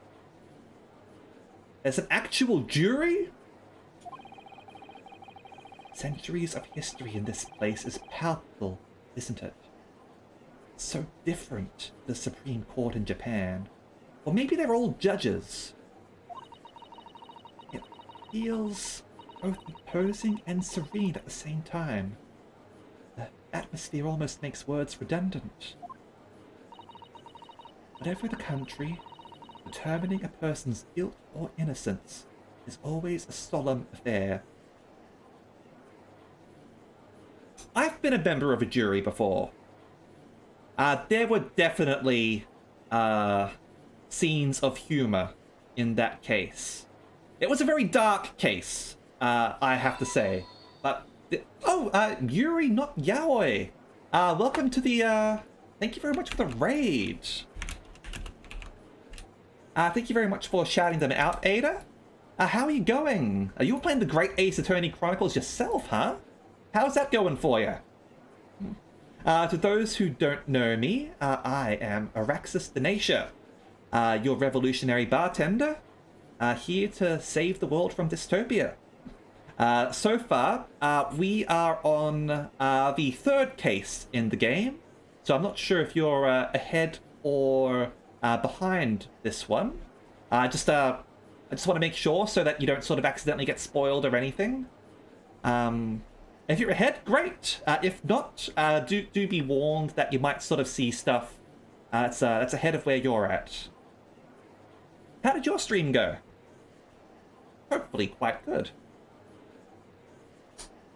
Just in the middle of case 5, don't worry. Awesome. I'm looking forward to playing more of this game, as so far it's been great. And Curie raid's a pretty good raid, I have to say. Thank you again for the raid. Let's get into case 3 then. This is the start of it. So, whatever the country, determining a person's guilt or innocence is always a solemn affair. That's great to hear. May I say something, Mr. Naruhodo? Yes. What? Oh, he's nervous again. You're eyes look ready to pop out of your head again. I know. I just can't help it. Oh crap, it's a vampire. It's Santa Claus! In the name of Her Majesty the Queen, I hereby declare this court to be in session. We are here today to determine the guilt or innocence of Mr. Magnus McGilded. Yep, it's Santa. Did you have the same reaction? I now call upon the counsels for the prosecution and defense to declare their willingness to proceed. Do we have any more information here? Yeah, Magnus McGilded. Defendant in this case, incredibly wealthy philanthropist with a wonderful reputation in London. I'm to defend him as a test of my worthiness to become a lawyer. Same reaction. It's Santa! It's literally Santa. Welcome back, I. Oh, and thank you very much for following, Yuri. Welcome to the Fox Shrine. I hope that you enjoy your stay. The prosecution is fully prepared. Blur. This must be the Reaper of the Bailey. He really does look fully prepared to dispatch his next poor victim to the underworld. Counsel for the defense. You appear to be Eastern. Do you speak English? Huh? Yes, of course. Sorry. He asked if the defense was ready. And I couldn't be further from ready if I tried. Those eyes please me, Nipponese. Alright, see you later, I. Have a good rest of the day. Thank you. They shroud your fear, your doubt, your trepidation. They run wild, clinging to some phantom notion of courage. The quintessential look of a sacrificial lamb. Old shiver just ran down my spine all the way to the tips of my toes. Now, Mr. McGilded. Yes, my lord? You stand accused of murder, a capital offense. You could be sent to the gallows if found guilty. Oh. Are you quite sure you wish to entrust your defense to this foreigner? As I've always said, my lord, 'tis a grand thing to give opportunities to the young, even if the fella is a student from some little island off in the Far East. Is it not the British way to ignore the dangers to yourself and give those less fortunate a fair chance? I'd like to think that acts of chivalry do the great British Empire proud. Listen to Mr. McGilded. What a fine gentleman London has to offer. Did you hear he donated £5,000 to the government the other day? Mummy, can we go play in Mr. McGilded's park? It seems as though everyone in the public gallery is firmly behind Mr. McGilded. Also Willy Wonka as defendant. I did not make that connection! It's totally Willy Wonka! With that hat, the purple? Yeah, he's gotta be Willy Wonka. That's definitely welcome news. And he certainly has a way with words. I'm surprised he couldn't convince anyone to defend him. I was sort of thinking the Penguin, to be honest. That's what I was sort of thinking with this guy. But Willy Wonka, yes! That is absolutely who this guy is. If only I could do like a Willy Wonka voice. Obviously, original Willy Wonka, not the remake. But no, the accent that they sort of given him doesn't really fit for that, I would say. I prefer his sort of like lower class, sort of Cockney sort of accent. Sort of fast and endearing. Oh. Eloquently put, Mr. McGilded, and most laudable sentiments. Now, ladies and gentlemen of the jury, I'm sure I need hardly remind you that you, 6 members of the public, have been selected for your impartiality. Are you ready to proceed? That guy over there is just flinging a knife. What is this? 12 angry men? You can't bring a knife into the courtroom. Alright, so we've got a capitalist a guy on the left there. We've got a maid. We've got Knifey McKnife. We've got a teacher or a professor, perhaps. We have. I'm guessing he's meant to be Irish. And we've got I've got Nana. I've got Nana on the corner. Guess who did it? Knifey McKnife? How could you let the murderer sit on the jury? How dare you?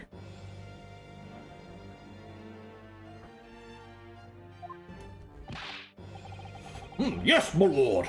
The task is to send rotters to the gallows where they belong. I'm more than ready. At the manor, his lordship always says we should dispose of rubbish promptly. Naturally, I agree.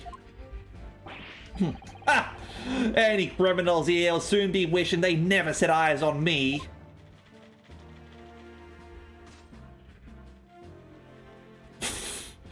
Oh, how stereotypical can we get here? Oh, I feel a chill. Oh, don't mind me, my dears. I'll just be getting on with my knitting. Must finish these mitts for my grandson. Mr. Naruhodo, those people are the jury. Yes. That's something we don't have in Japan yet. That's right. I've only ever read about it. The grandma did it. Here in Great Britain, the court's final verdict depends on the opinions of these 6 jurors. Okay, so we got someone who's drunk in court. We got a bunch of people who are basically ready to put someone to death just because. Nana here is not paying attention. Got someone with a typewriter. Maybe she's reliable. Maybe we can count on her. The judge passes sentence according to the law, but the jurors determine guilt based on common sense. So the defendant is ultimately judged from 2 completely different points of view. But how exactly do the jurors give their verdict? That I don't know, but I'm sure it will become clear as the trial progresses. Yes. Oh. Professor Van Zieks. My lord. It's been a number of years since we've seen you here in the courtroom. I thought you'd renounced your fame.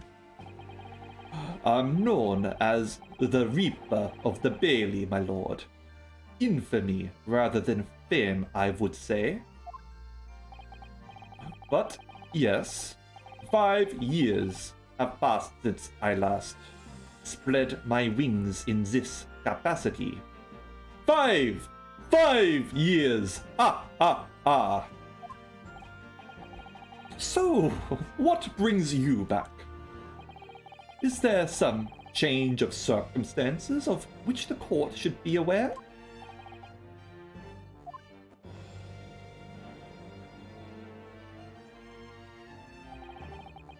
I leave that to your imagination, my lord. So, the Reaper has been out of action for 5 years. Why did he have to choose today of all days to make a comeback? Don't lose heart, Mr. Naruhodo. As you wish, sir. Oh, oh, oh. The court nonetheless welcomes your return. Now then, opening statements, I think. A summary of the case, if you please. Certainly, my lord. As your lordship is aware, this is a case of overwhelming simplicity. Must be the only ones in here who aren't aware. The incident took place in the late evening, 3 days past. The hour was some minutes after 10. The victim was a maker of building bricks known in the community as Thrice-Fired Mason. Sorry? Thrice? Oh, he was a very accomplished craftsman. The bricks he fired were said to be almost indestructible. The victim's corpse was discovered in an omnibus in service on the streets of London at the time. A dagger that had been thrust into the victim's abdomen is believed to be the ultimate cause of death. One dagger. Here is the autopsy report from the investigating medical officer at Scotland Yard. Thank you, counsel. I shall accept that and the photograph as evidence. Oh.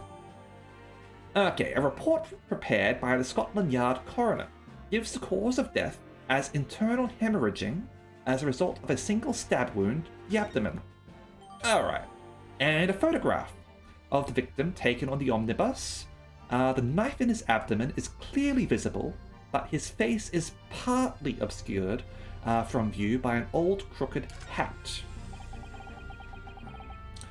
And one further item of evidence. Okay, so Thrice-Fired Mason, 54, he was a brickmaker.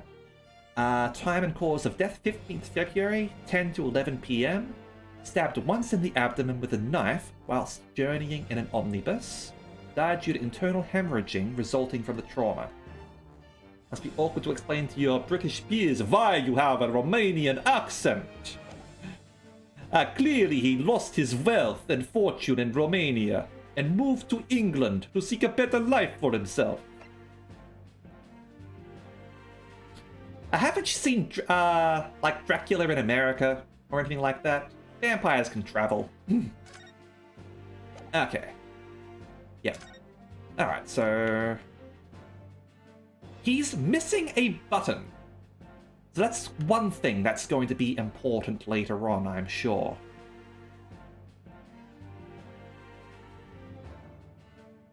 Okay.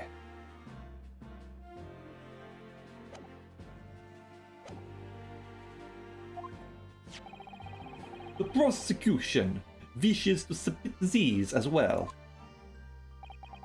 And these are... good lord! Is that blood, counsel?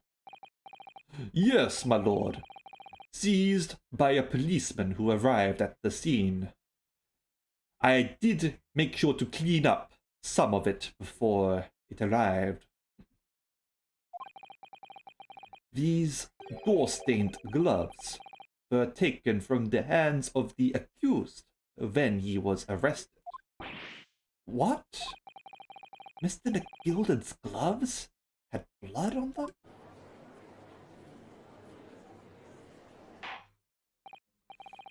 Yes, I will accept these as evidence. Yes, I will accept these as evidence as well. Great, everyone's gonna start sounding like Dracula at this rate. Leather gloves the defendant was wearing at the time of the incident. There is a blood stain on the right glove. How did I get into this? Alright, let's have a look at these.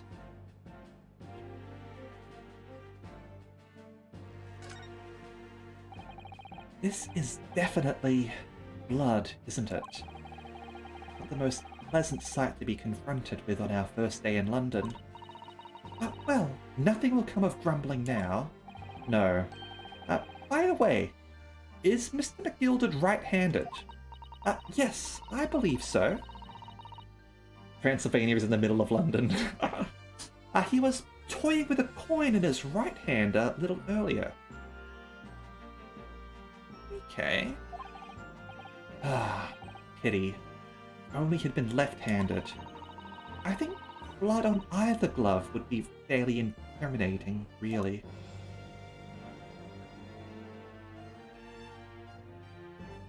Can we look inside the glove? Is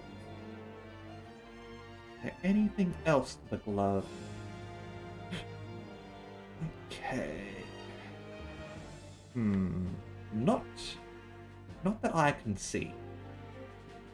Could possibly be later. For now, let's accept this. I backed into a corner before I've even started. Continuing. According to the driver of the omnibus, there were only 2 passengers traveling inside his vehicle at the time. Only 2. Obviously, one of these passengers was the deceased brickmaker, Mr. Mason. The other was the accused, Magnus McGilded.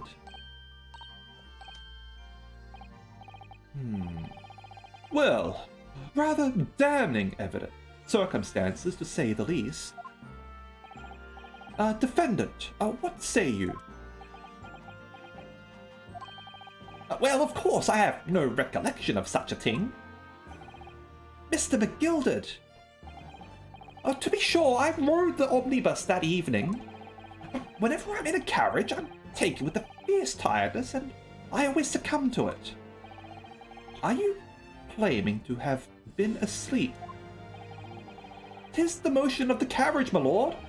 Lilting, so it is, and when I opened my eyes again, 'twas a desperate sight before me, the body of a man I'd never laid eyes on before in my life.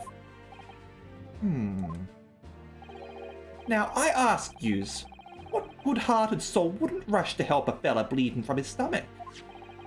I wasn't about to start worrying about me gloves now, was I? I reached out to give the man a hand. So the blood got onto the gloves then, after the man had been killed. Unfortunately, that statement of the driver's is only the beginning. What? That's not all of it? There were multiple witnesses to the precise moment at which the brickmaker was fatally stabbed.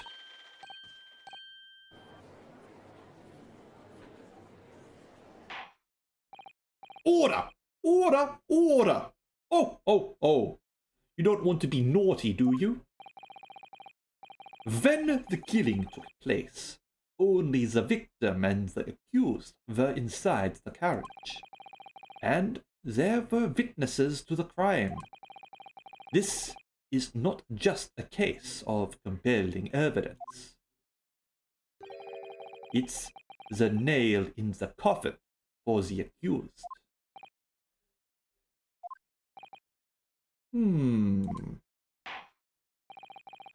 Thank you, counsel. The circumstances of the crime have been made quite clear.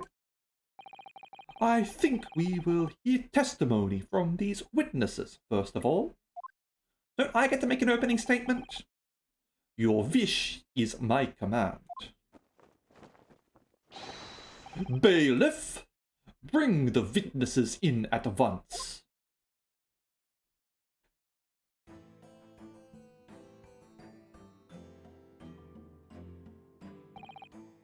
Witnesses, your names and occupations. Oh, my name is... well, everyone calls me Beppo. I drive an omnibus in the East End. Bruce Fairplay. I'm a banker in the city. Oh, my name is First. Lady First. I make hats for gents. Ladies first. Milady.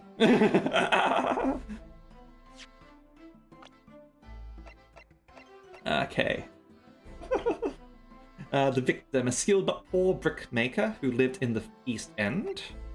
Driver of the omnibus in which the murder took place, eyewitness to the incident. Bruce Fairplay, a gentleman who works as city banker. He witnessed the incident from his seat on the roof deck of the omnibus. And Lady First, an apprentice milliner who witnessed the incident from his seat on the roof deck of the omnibus. Oh my god, indeed. Let's begin by confirming the facts. Three days ago, at a short time after 10 o'clock in the evening, all of you present in the stand were in an omnibus and witness to the aforementioned incident.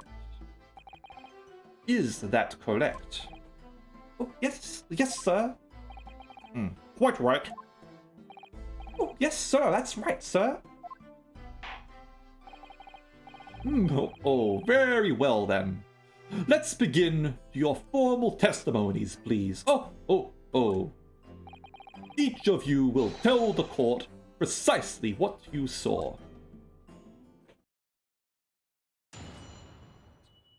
Alright, got all the witnesses testifying at once. That's the British way, right?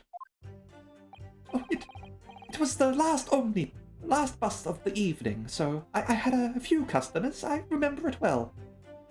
What are people godding?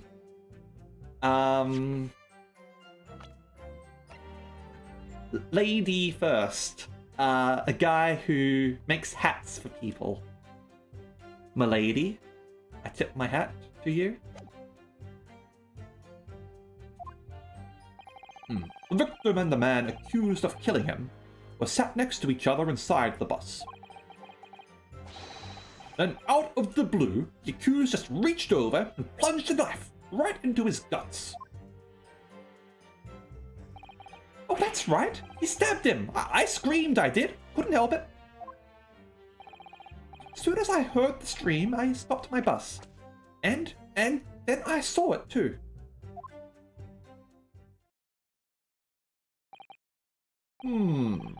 Unambiguous testimony, I must say. Exactly, my lord. These men witnessed the incident in the omnibus with their own eyes.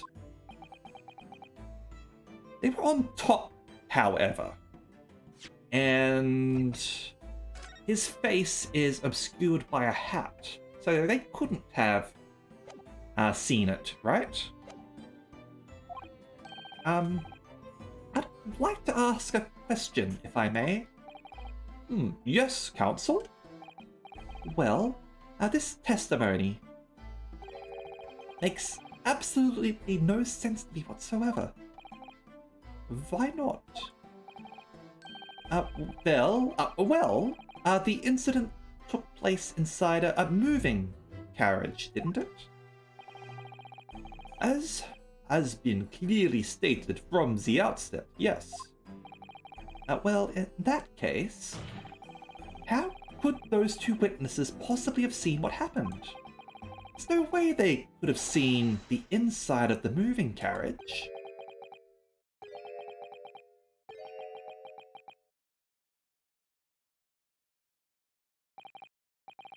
Our point. I'd read that civilization in the eastern island nations was a good century behind our own. But you're here in London yourself. Are you really so ignorant about our omnibuses? Huh? Tell me, my Nipponese friend, have you ever traveled in an omnibus? We've already had casual racism by him already, so I suppose +1 is accurate. He's already shown himself to be racist.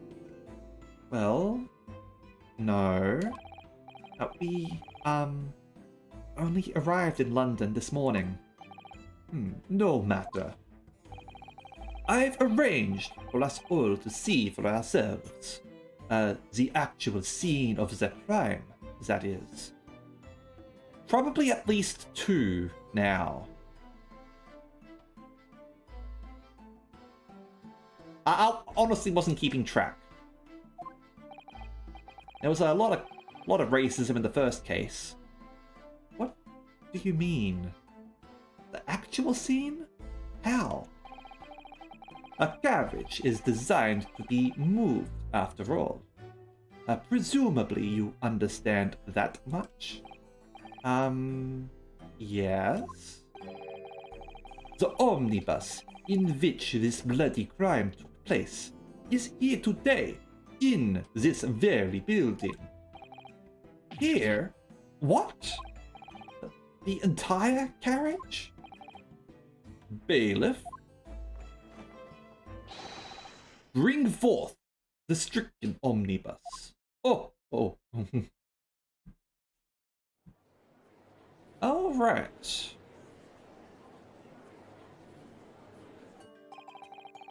London 5th Avenue, Baker Street.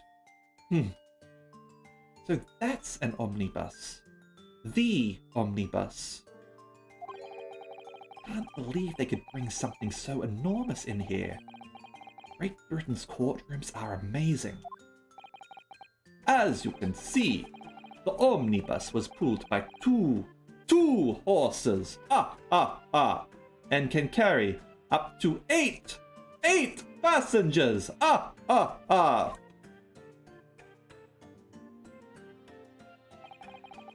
Four passengers, seated inside in the enclosed cabin, and another 4 on the rooftop deck above. Every Londoner knows that the best views of the city's architecture and sights are to be had from the top of an omnibus. And I should point out to our foreign guests that there is a skylight in the roof, allowing a view of the interior from the seats above. Skylight. Oh! The penny drops at last, I see. These 2 gentlemen were occupying the rooftop seats on this omnibus when the murder took place. That is how they came to witness the grim incident. Through the skylight. That makes perfect sense. Well, Counsel, this is a first. In all my years behind the bench, I've never experienced the crime scene itself being brought into the courtroom. Oh. There are a number of important clues remaining inside the carriage, my lord. I would like to submit the omnibus itself as evidence. That is the prosecutor's wish.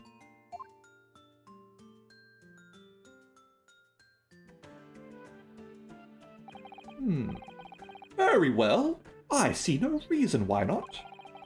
This omnibus is hereby formally accepted as evidence. Alright. 8-seater omnibus that was the scene of the crime. There were passengers both inside the carriage and on the roof deck that night. Can't believe it. The entire crime scene entered as evidence? Okay. Looks like we can have a look at you. Can't find anything out of place, obviously. Alright, door. Well, let's open the door and go inside, shall we? Scene of a murder. It's horrible. He said that he turned around, so obviously he didn't see it as it happened.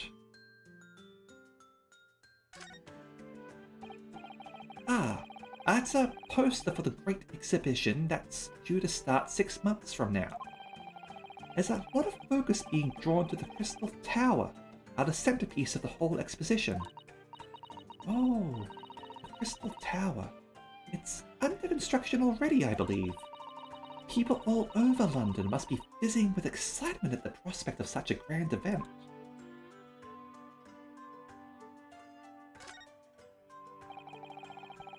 The seat looks reasonably soft, but it's actually rather hard when you sit on it. And only just wide enough for two gentlemen to sit side by side, really. Of course, an English gentlewoman would be dressed in such finery. It would be quite impossible for her to climb up to the roof deck, so she would have to be seated in here. A woman in a kimono would have the same problem. Women's clothes are very impractical, aren't they?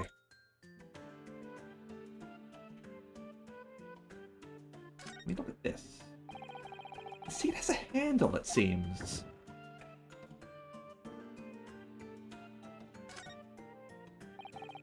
Looks like all sorts of equipment that might be needed to keep the omnibus running. Feeding tubs, tools to repair wheels, blankets, horseshoeing tools. So it's a storage compartment for the coachman to keep his things, it seems. Doesn't seem to be any space for passengers to stow their luggage, that's for sure. Well, I don't imagine it would be very convenient for that purpose anyway. Okay.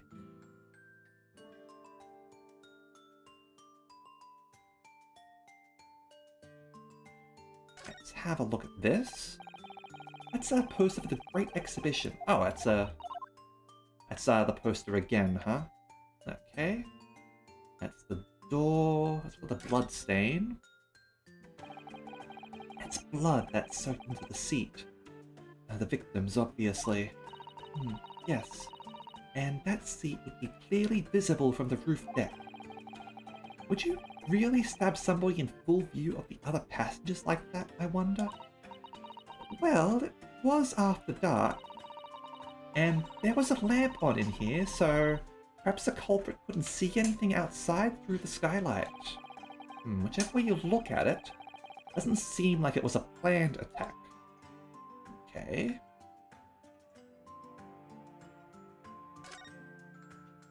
It's quite a large skylight, isn't it? Yes, quite large enough to afford a good view into the cabin from the roof deck. It doesn't appear to be a handle or catch of any description. But I suppose it can't be opened from inside the cabin, at least. Okay. Anything else we should be looking at? Okay, so we've looked in there. Looked at the posters. Alright, let's step on back out. Seen enough? Let's step back outside then.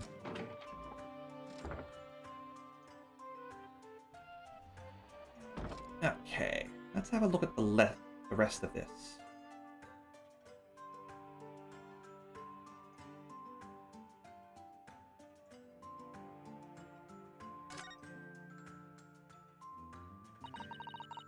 So this is the roof deck of the omnibus. Oh, you must have a wonderful view of London streets from up here.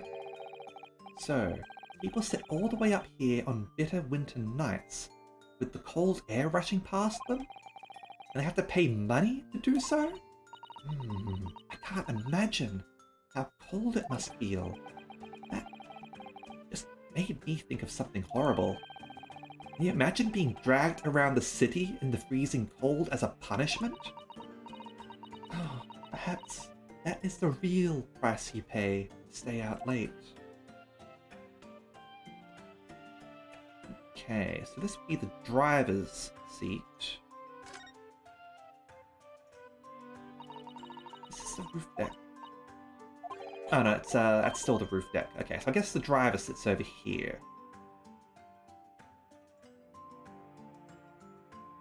Can't highlight that. Let's have a look at the top of the skylight. Certainly see inside the carriage through this opening, that's for sure. Yes, there's a lamp in the enclosed cabin. I'm sure the witnesses would have been able to see quite clearly. That's not good for us. Okay. Well, he probably has to sit there, like, for a long time each day.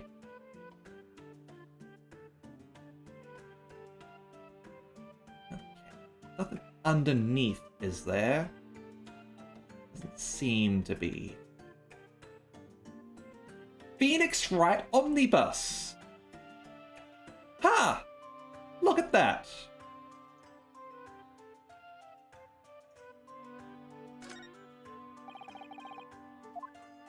Nothing wrong there. Okay.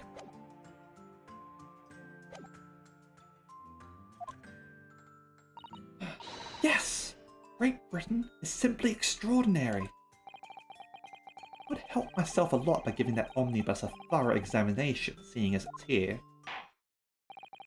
Let us continue with the proceedings then. Your cross-examination, Counsel. Pray, don't expect this Nipponese stray to understand the intricacies of a British court's cross-examination rights. Alright, there's more casual racism. Wright family are old British omnibus makers.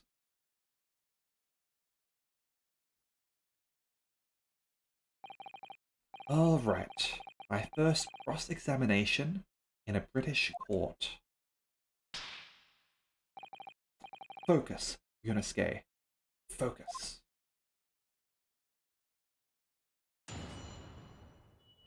Alright. What the witnesses saw. Okay. Last omnibus of the evening, so had few customers. I remember it well. Hold it! Press. Yes. I think it was sometime after 10, wasn't it? Oh, yes, sir. That's right, sir. Yes. Ever so cold it was, sir. For freezing, in fact. Right, and we've got this sort of thing. If people react strangely, I can pursue them on that. And you had 4 passengers at the time. Is that correct? Oh, yes, that's right, sir. Not all travelling in the same part of the bus, of course, though, no. And there were no other passengers when the incident took place. No one alighted, for example. Well, you're quite right with that, sir. No other passengers like that. Nope, none. So nobody fled the scene of the crime, then. I have to say, the boss insists on it running, he does. Every evening, the last bus of the day. I do wonder sometimes if it's altogether worthwhile. Yes, sorry to say. What do you mean by that? Well, with it being so cold and everything, and only making 20 pence on the run, you see. Yes, I spend that much at the pub on the way home, just trying to warm up again. Victim and the man accused of killing him were sat next to each other inside the bus. Hold it!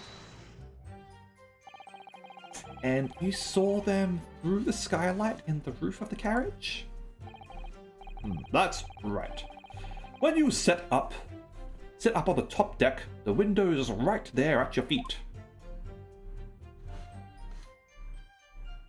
There was a lamp on inside, so I had a pretty good view. 2 of them were wearing hats, and I couldn't exactly make out their faces. But there's not a shred of doubt in my mind that it was Mr. McGilded. How can you be so sure? Well, how can I put it politely? McGilded is a gentleman of, rather small stature. I couldn't have mistaken him for anyone else. Let's not forget that when the vehicle came to a halt, the only people inside the enclosed cabin were the deceased Mr. Mason and Mr. McGilded. There is no room for doubt here. Really wish there was. From where they were seated, I don't think they could necessarily have seen the seats opposite them, which could imply another passenger. Out of the blue, the accused just reached over and plunged a knife right into his guts. Hold it! You actually saw the exact moment it happened? Didn't I already testify to that? Or are fair dinkum, hard-working city bankers not considered trustworthy these days? Oi, Struth, mate. He's a fair working blue-collar worker. He is. Even if he's white-collar. No, I didn't mean that. This is no good. Really got his back up. Perhaps you could just tell us what you saw in a little more detail. Oh, the jury's interrupting. My lord! Juror number 3? What is the meaning of this? My mind's made up, my lord. Completely and utterly made up. Made up about what? I don't like the stinking rich. Never have. I'm with you on that. Always up to something or other that they shouldn't be. Every one of them. And that little leprechaun of a man is no exception. Well, he can't fool me. I wonder if he is supposed to be Irish then, like with a Mick in his name, and sort of like saying like to be sure, but I don't know.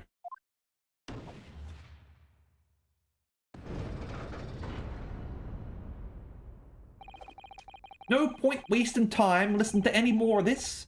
That's my opinion on the matter anyway. You don't get to do that. This is precisely what I was about to say. As the foreman of the jury, my duty is to set a good example to my fellow jurors.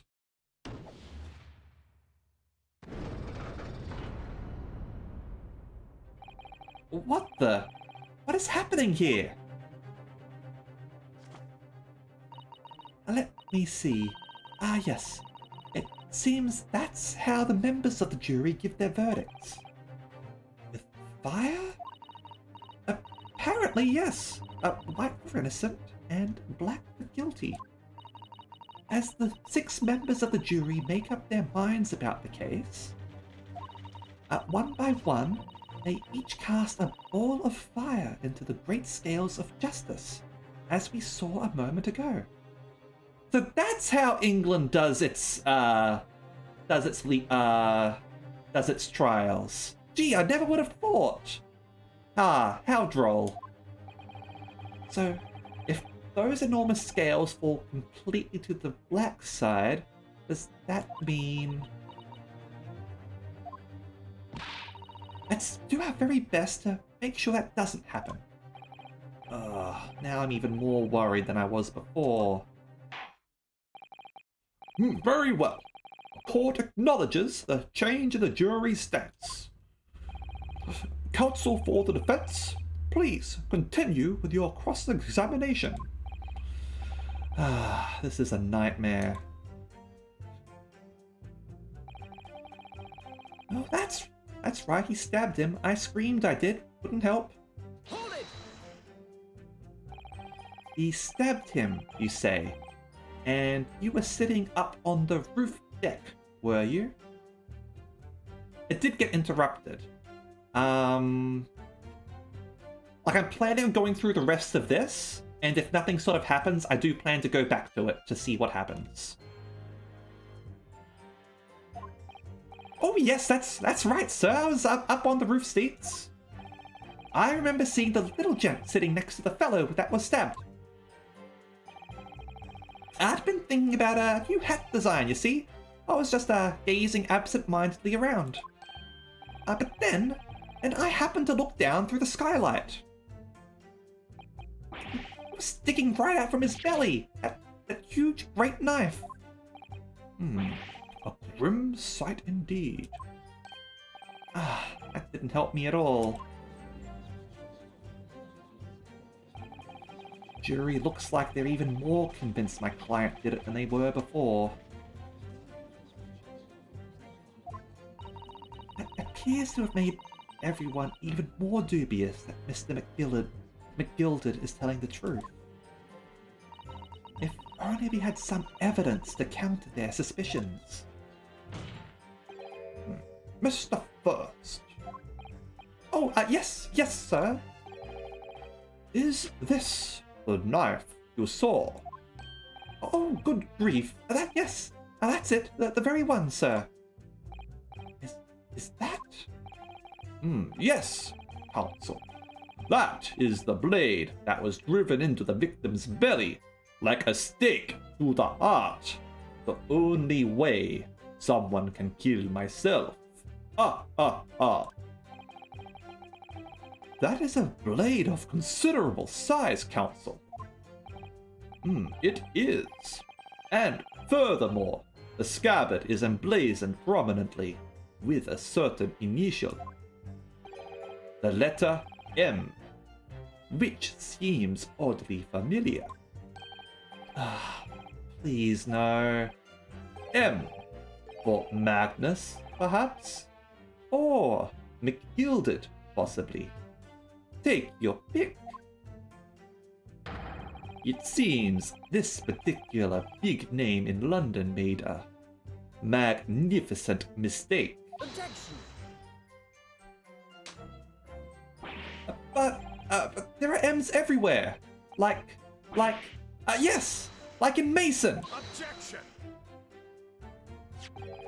This blade is far too extravagant for a poor brickmaker to have owned. No, this weapon of murder almost certainly belongs to the accused.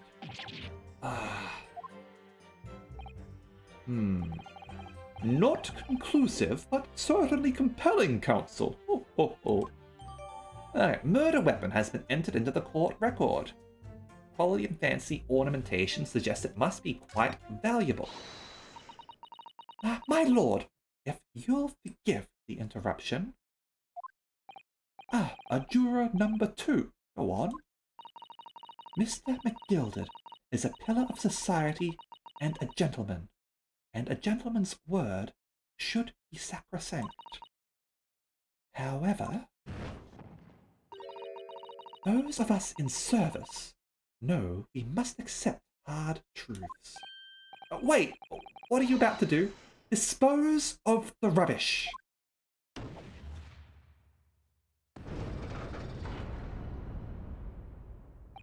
No. I don't wish to cause offense, but I do like to eradicate all traces of filth and grime.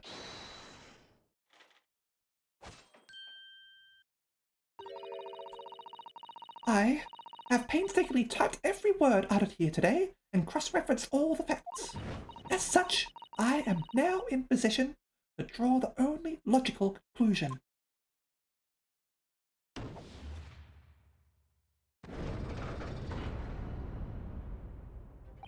Oh, not again.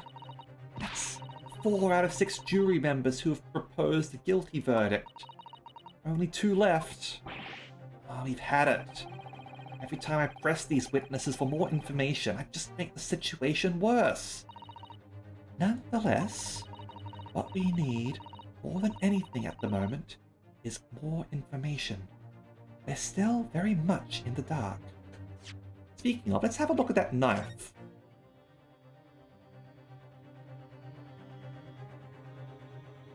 There's the M. Or could it be W? An ornate M. Undeniably, Mr. Magnus McGilded initial. And it's beautifully gilded too.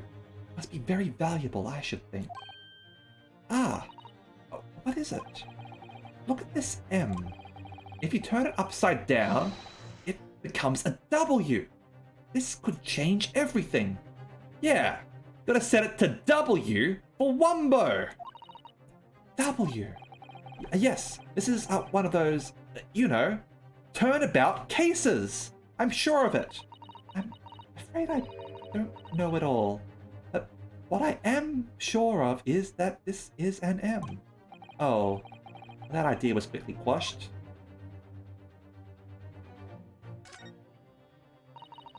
That part is the sheath, isn't it? Are you alright, Mr. Naruhodo? Oh, sorry. Yes, I just don't really like blades. Oh, those don't seem like the words of a man with a large katana slung from his waist. That's not a blade. That's Kazuma's soul. Anyway, there's no sense in delaying it. Let's see what the blade looks like. Okay.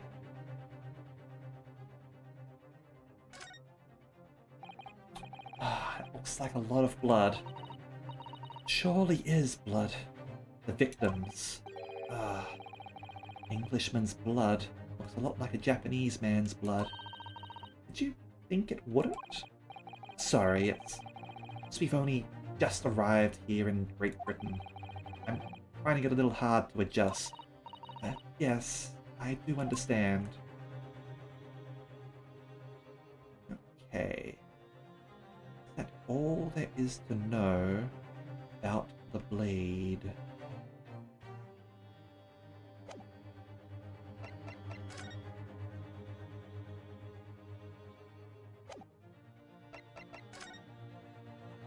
Got a golden pommel. Yeah, alright. Fair enough, I guess.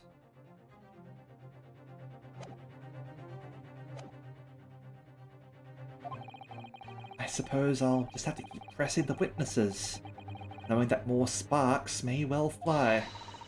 We mustn't give up hope. That will uncover something that will give us a way to fight back. But... alright. I'll keep trying. Can't give up.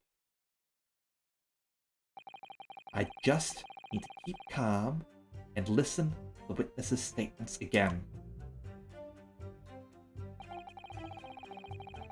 As soon as I heard the scream, I stopped the bus, and then I saw it too. Hold it! What exactly did you see? Oh, well, sir, that would be the passenger, sir. Yes, collapsed on the floor he was. And by the passenger, you are referring to the victim, Mr. Mason, the brickmaker. And then the other passenger had that knife in his hand, like this. Yeah, collapsed on the floor. Whereas he was actually seated. Hopefully, that results in the statement getting amended. By the other passenger, obviously you are referring to the accused, Mr. Magnus McGilded. And then he plunged it down like this, stabbing the other passenger in the belly. What?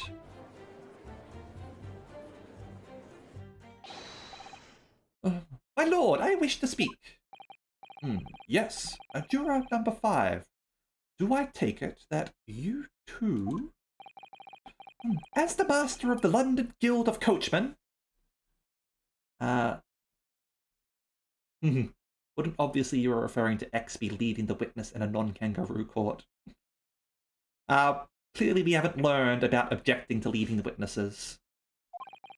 The idea of a murder being committed in one of the city's carriages is utterly abhorrent to me. Wouldn't be right to make a decision before hearing all the facts, though, I said to myself.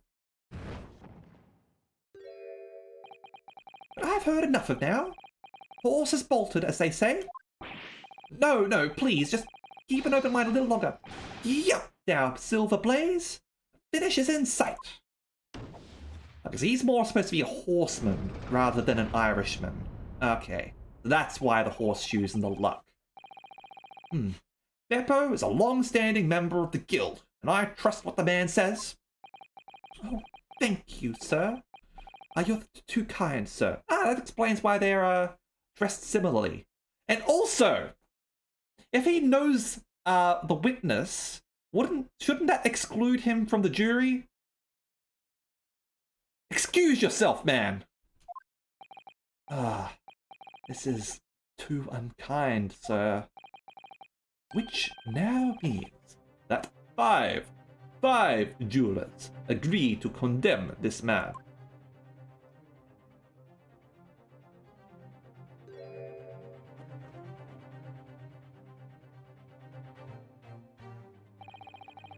Madame Jeweler, number 6.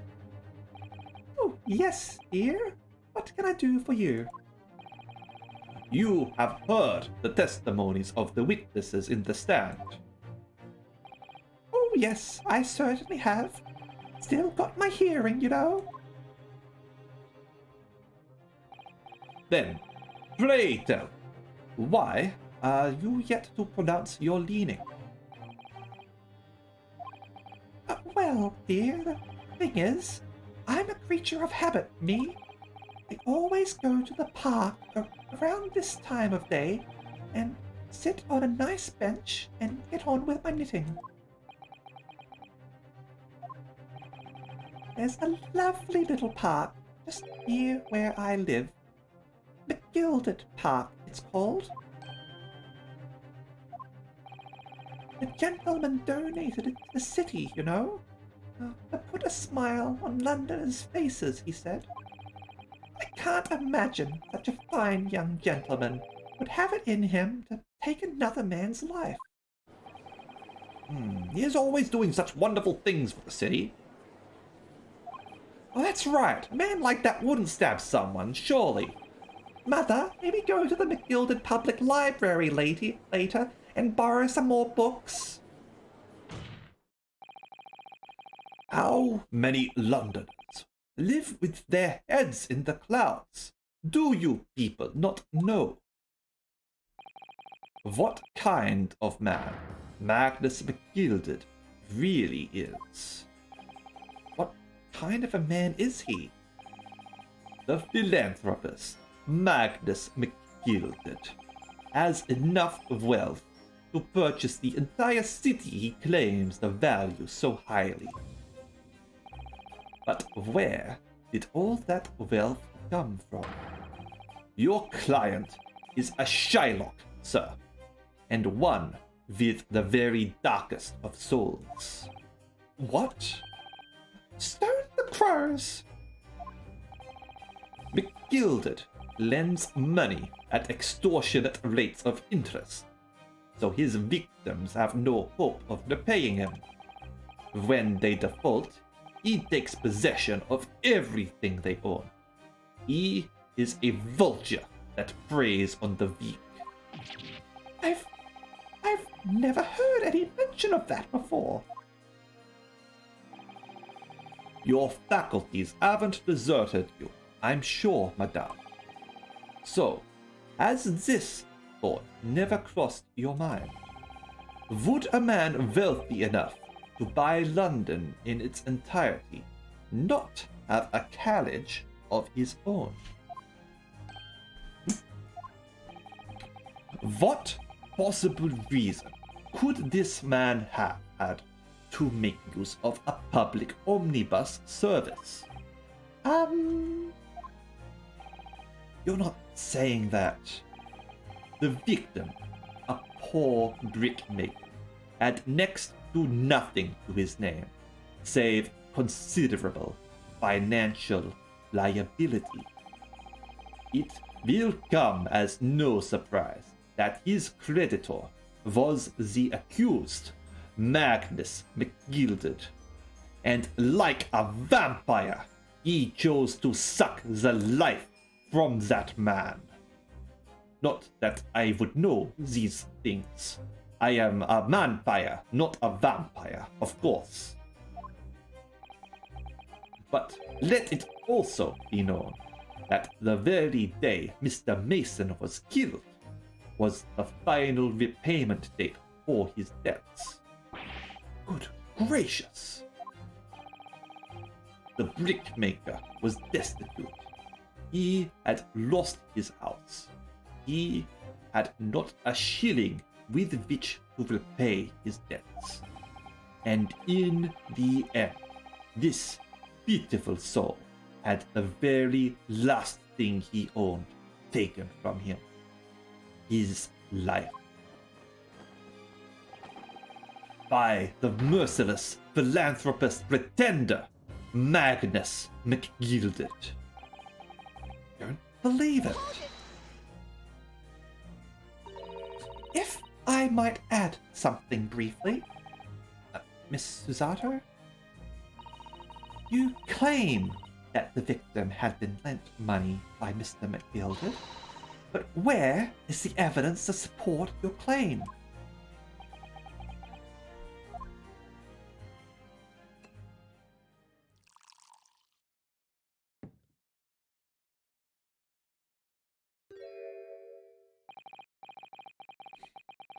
He is literally just Dracula from Castlevania. Pray forgive the discourtesy of feeling my hallowed chalice in a court of law. Ha! Oh, oh! There it is!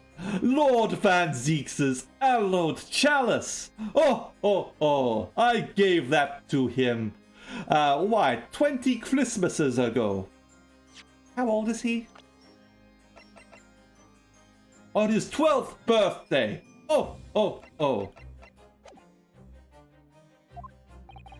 How can this be considered acceptable? Everyone is Romanian now. But I find myself in unexpectedly good humor.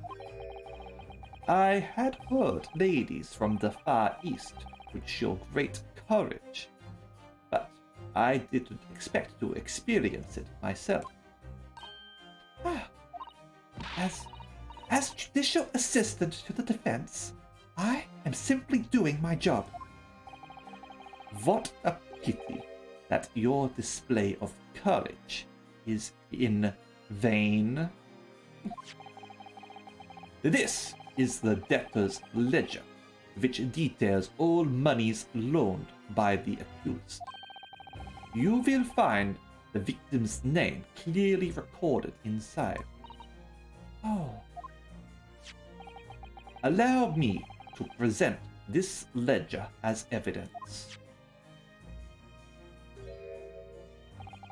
And pray, forgive the discourtesy of raising my chalice in a toast to the enigmatic East at the same time. Music in Phoenix Wright games is generally like top quality stuff. I need to pay more attention to his theme. I'm too busy voicing the characters. Marvelous toast, Counsel. I will gladly accept this new evidence. Oh, oh, oh. Alright. Catalogue of people who had borrowed money from the defendant at a high rate of interest. It includes the victim, who owed 20 guineas. Judge is a massive fanboy. Ah, yes, 20 guineas. Ah, victim owed a considerable sum. Okay, let's have a look.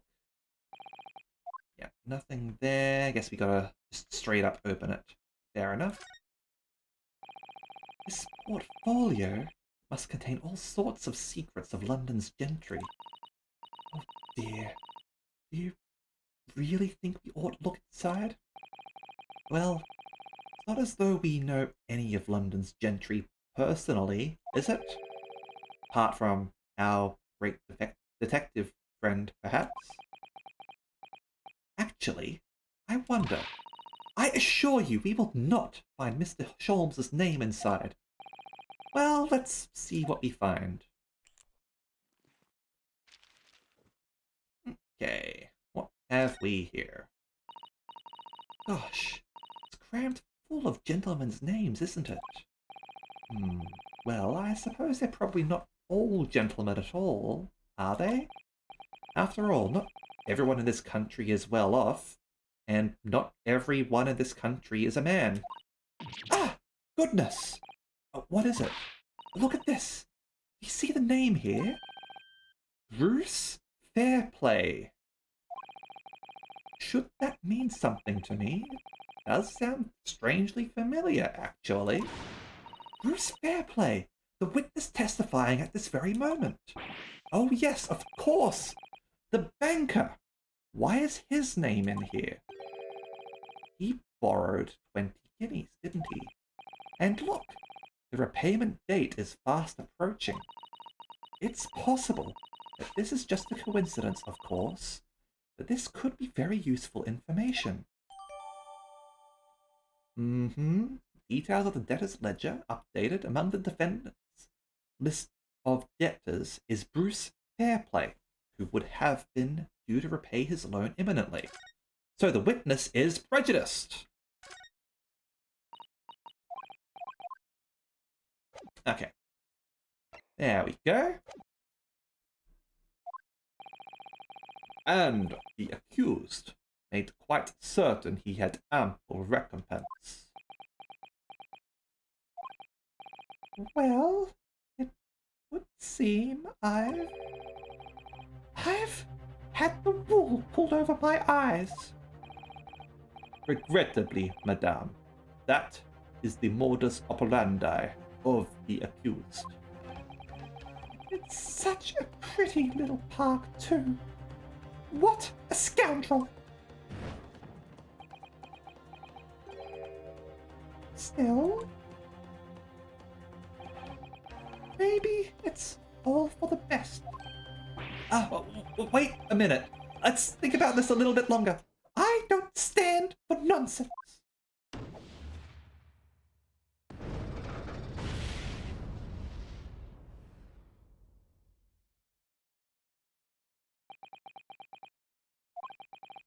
That was it. The last juror's decision.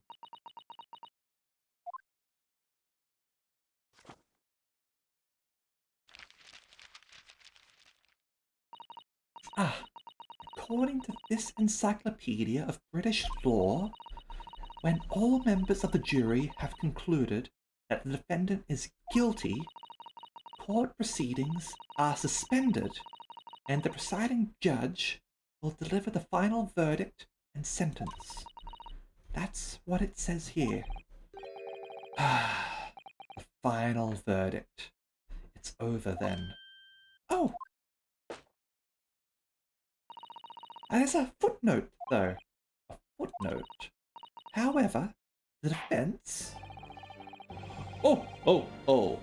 All 6 members of the jury are now in agreement in this case.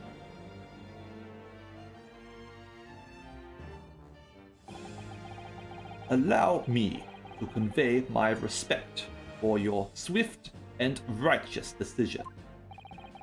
According to the laws of this country, I will now conclude the trial by delivering my final verdict. I trust there are no objections. We do get a It says here, you get another shot. Let me check the script. Yeah, it says right here in the script, I get another shot. Miss Susato, just tell me one thing. Oh, yes? You were in the middle of saying something before. The footnote in your Encyclopedia of British Law. However, the defense... What did it say next? Oh yes, of course. One moment. When all members of the jury have concluded that the defendant is guilty, court proceedings are suspended, and the presiding judge will deliver the final verdict and sentence. Then the footnote says, however, the defense has the right to demand a summation examination of the jurors at this point.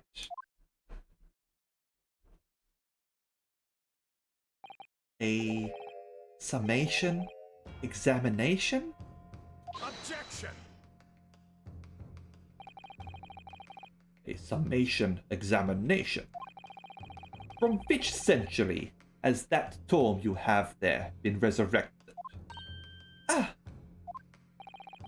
Judging from the bindings, I would say that book is at least 50 years old. Any modern text on British law wouldn't even give such an antiquated procedure a mention. It's a relic, long forgotten, and certainly no longer practiced. So, you're out of luck. Oh. What even is it, Miss Susato? This so-called summation examination. Oh, one moment and I'll read about it. You would demand the right to a procedure before you even understand what it entails? Typical Nipponese. Casual racism counter 4. Oh, right, Mr. Naruhodo, I think I understand. It seems that under this procedure, we would be able to appeal to the members of the jury. To do what exactly? Appeal to them to change their leaning and reverse their decision. And it says here that if successful, the proceedings of the trial must be resumed. Make them reverse their decisions. Yes, in times gone by, barristers would use a summation examination to attempt to influence the jury's decision. But that procedure became something of a formality with no practical benefit, really. So it rather fell out of use. Oh. I wonder why. Because it was devoid of purpose. Changing just one member of the jury's mind would be hard enough, let alone several. No self-respecting defense barrister would even assert his right to try in this day and age. Still, I don't see any mention of the procedure actually being formally revoked. What are you suggesting? I'm suggesting that though it may be antiquated and largely forgotten, it isn't yet extinct. What do you think, Mr. Naruhodo?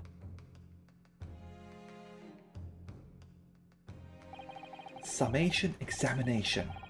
The last possible option. Do we assert our right to carry it out, or admit defeat? It's antiquated. Let's forget about it.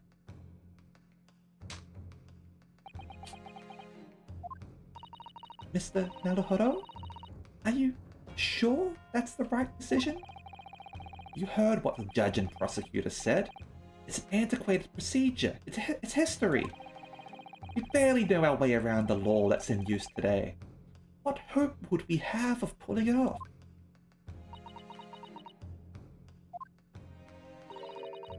Perhaps what we don't know and work to our advantage. Okay?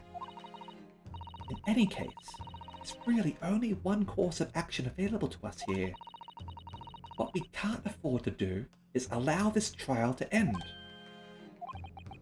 What we don't know and work to our advantage? You're right, Miss Susato. Let's bring this antiquated procedure back into the present day. The defense wishes to assert its right to a summation examination, my lord. Objection! London is the capital city of the most powerful nation on earth. We have a duty to the world to exemplify the very highest standards of judicial procedure. Summation examinations are an embarrassment that should remain buried. Objection! But if it's our right, it's our right. I believe it could prove vital in this trial. The defense's petition is perfectly valid. The court will proceed with the summation examination. This is madness. No! This is Sparta! Foreman, are you and the remainder of the jury ready? Well, I'm not, there was no mention of this in the letter I received, you see, so... All members of the jury will be asked to explain on what grounds they have reached their decision. On what grounds? You must all justify your decisions and explain why you believe the defendant to be guilty. Well, my lord, you're rather putting us on the spot. This is most irregular. No mention was made of this before. I don't really hold with all this justifying lark. It seems to have thrown the jurors off. Seems none of them have experienced this before. Alright then, summation examination. A defense procedure no practicing lawyer has attempted for years, is it? Well, just maybe, it might be the opportunity we've been looking for to turn this trial around. And at that dramatic moment, I think it's time for us to save the game and end the stream for the night. For we have been going for almost 4 hours now, and that's about the time that we tend to wrap things up. I guess we'll save again, huh? Shall we? Let's save the game. Alright. Right, just in time for the cliffhanger. Yep, indeed, just in time for the cliffhanger. What a tease. I don't normally mean to sort of leave off like that, but it's getting up to when we sort of end the streams. So I figure, let's end things on a cliffhanger. Why not? Instead of sort of in the middle of things. Which is just going to be confusing for everyone. That way we'll all be fresh when we return. And be able to like basically pick up where we left off without having to sort of go over any information, because it's going to introduce the new section to us. So we are going to go raid Osahu now. Now Osahu is looks like they're playing Osu right now. I'm guessing a rhythm game, and they followed me recently, so I want to go raid them.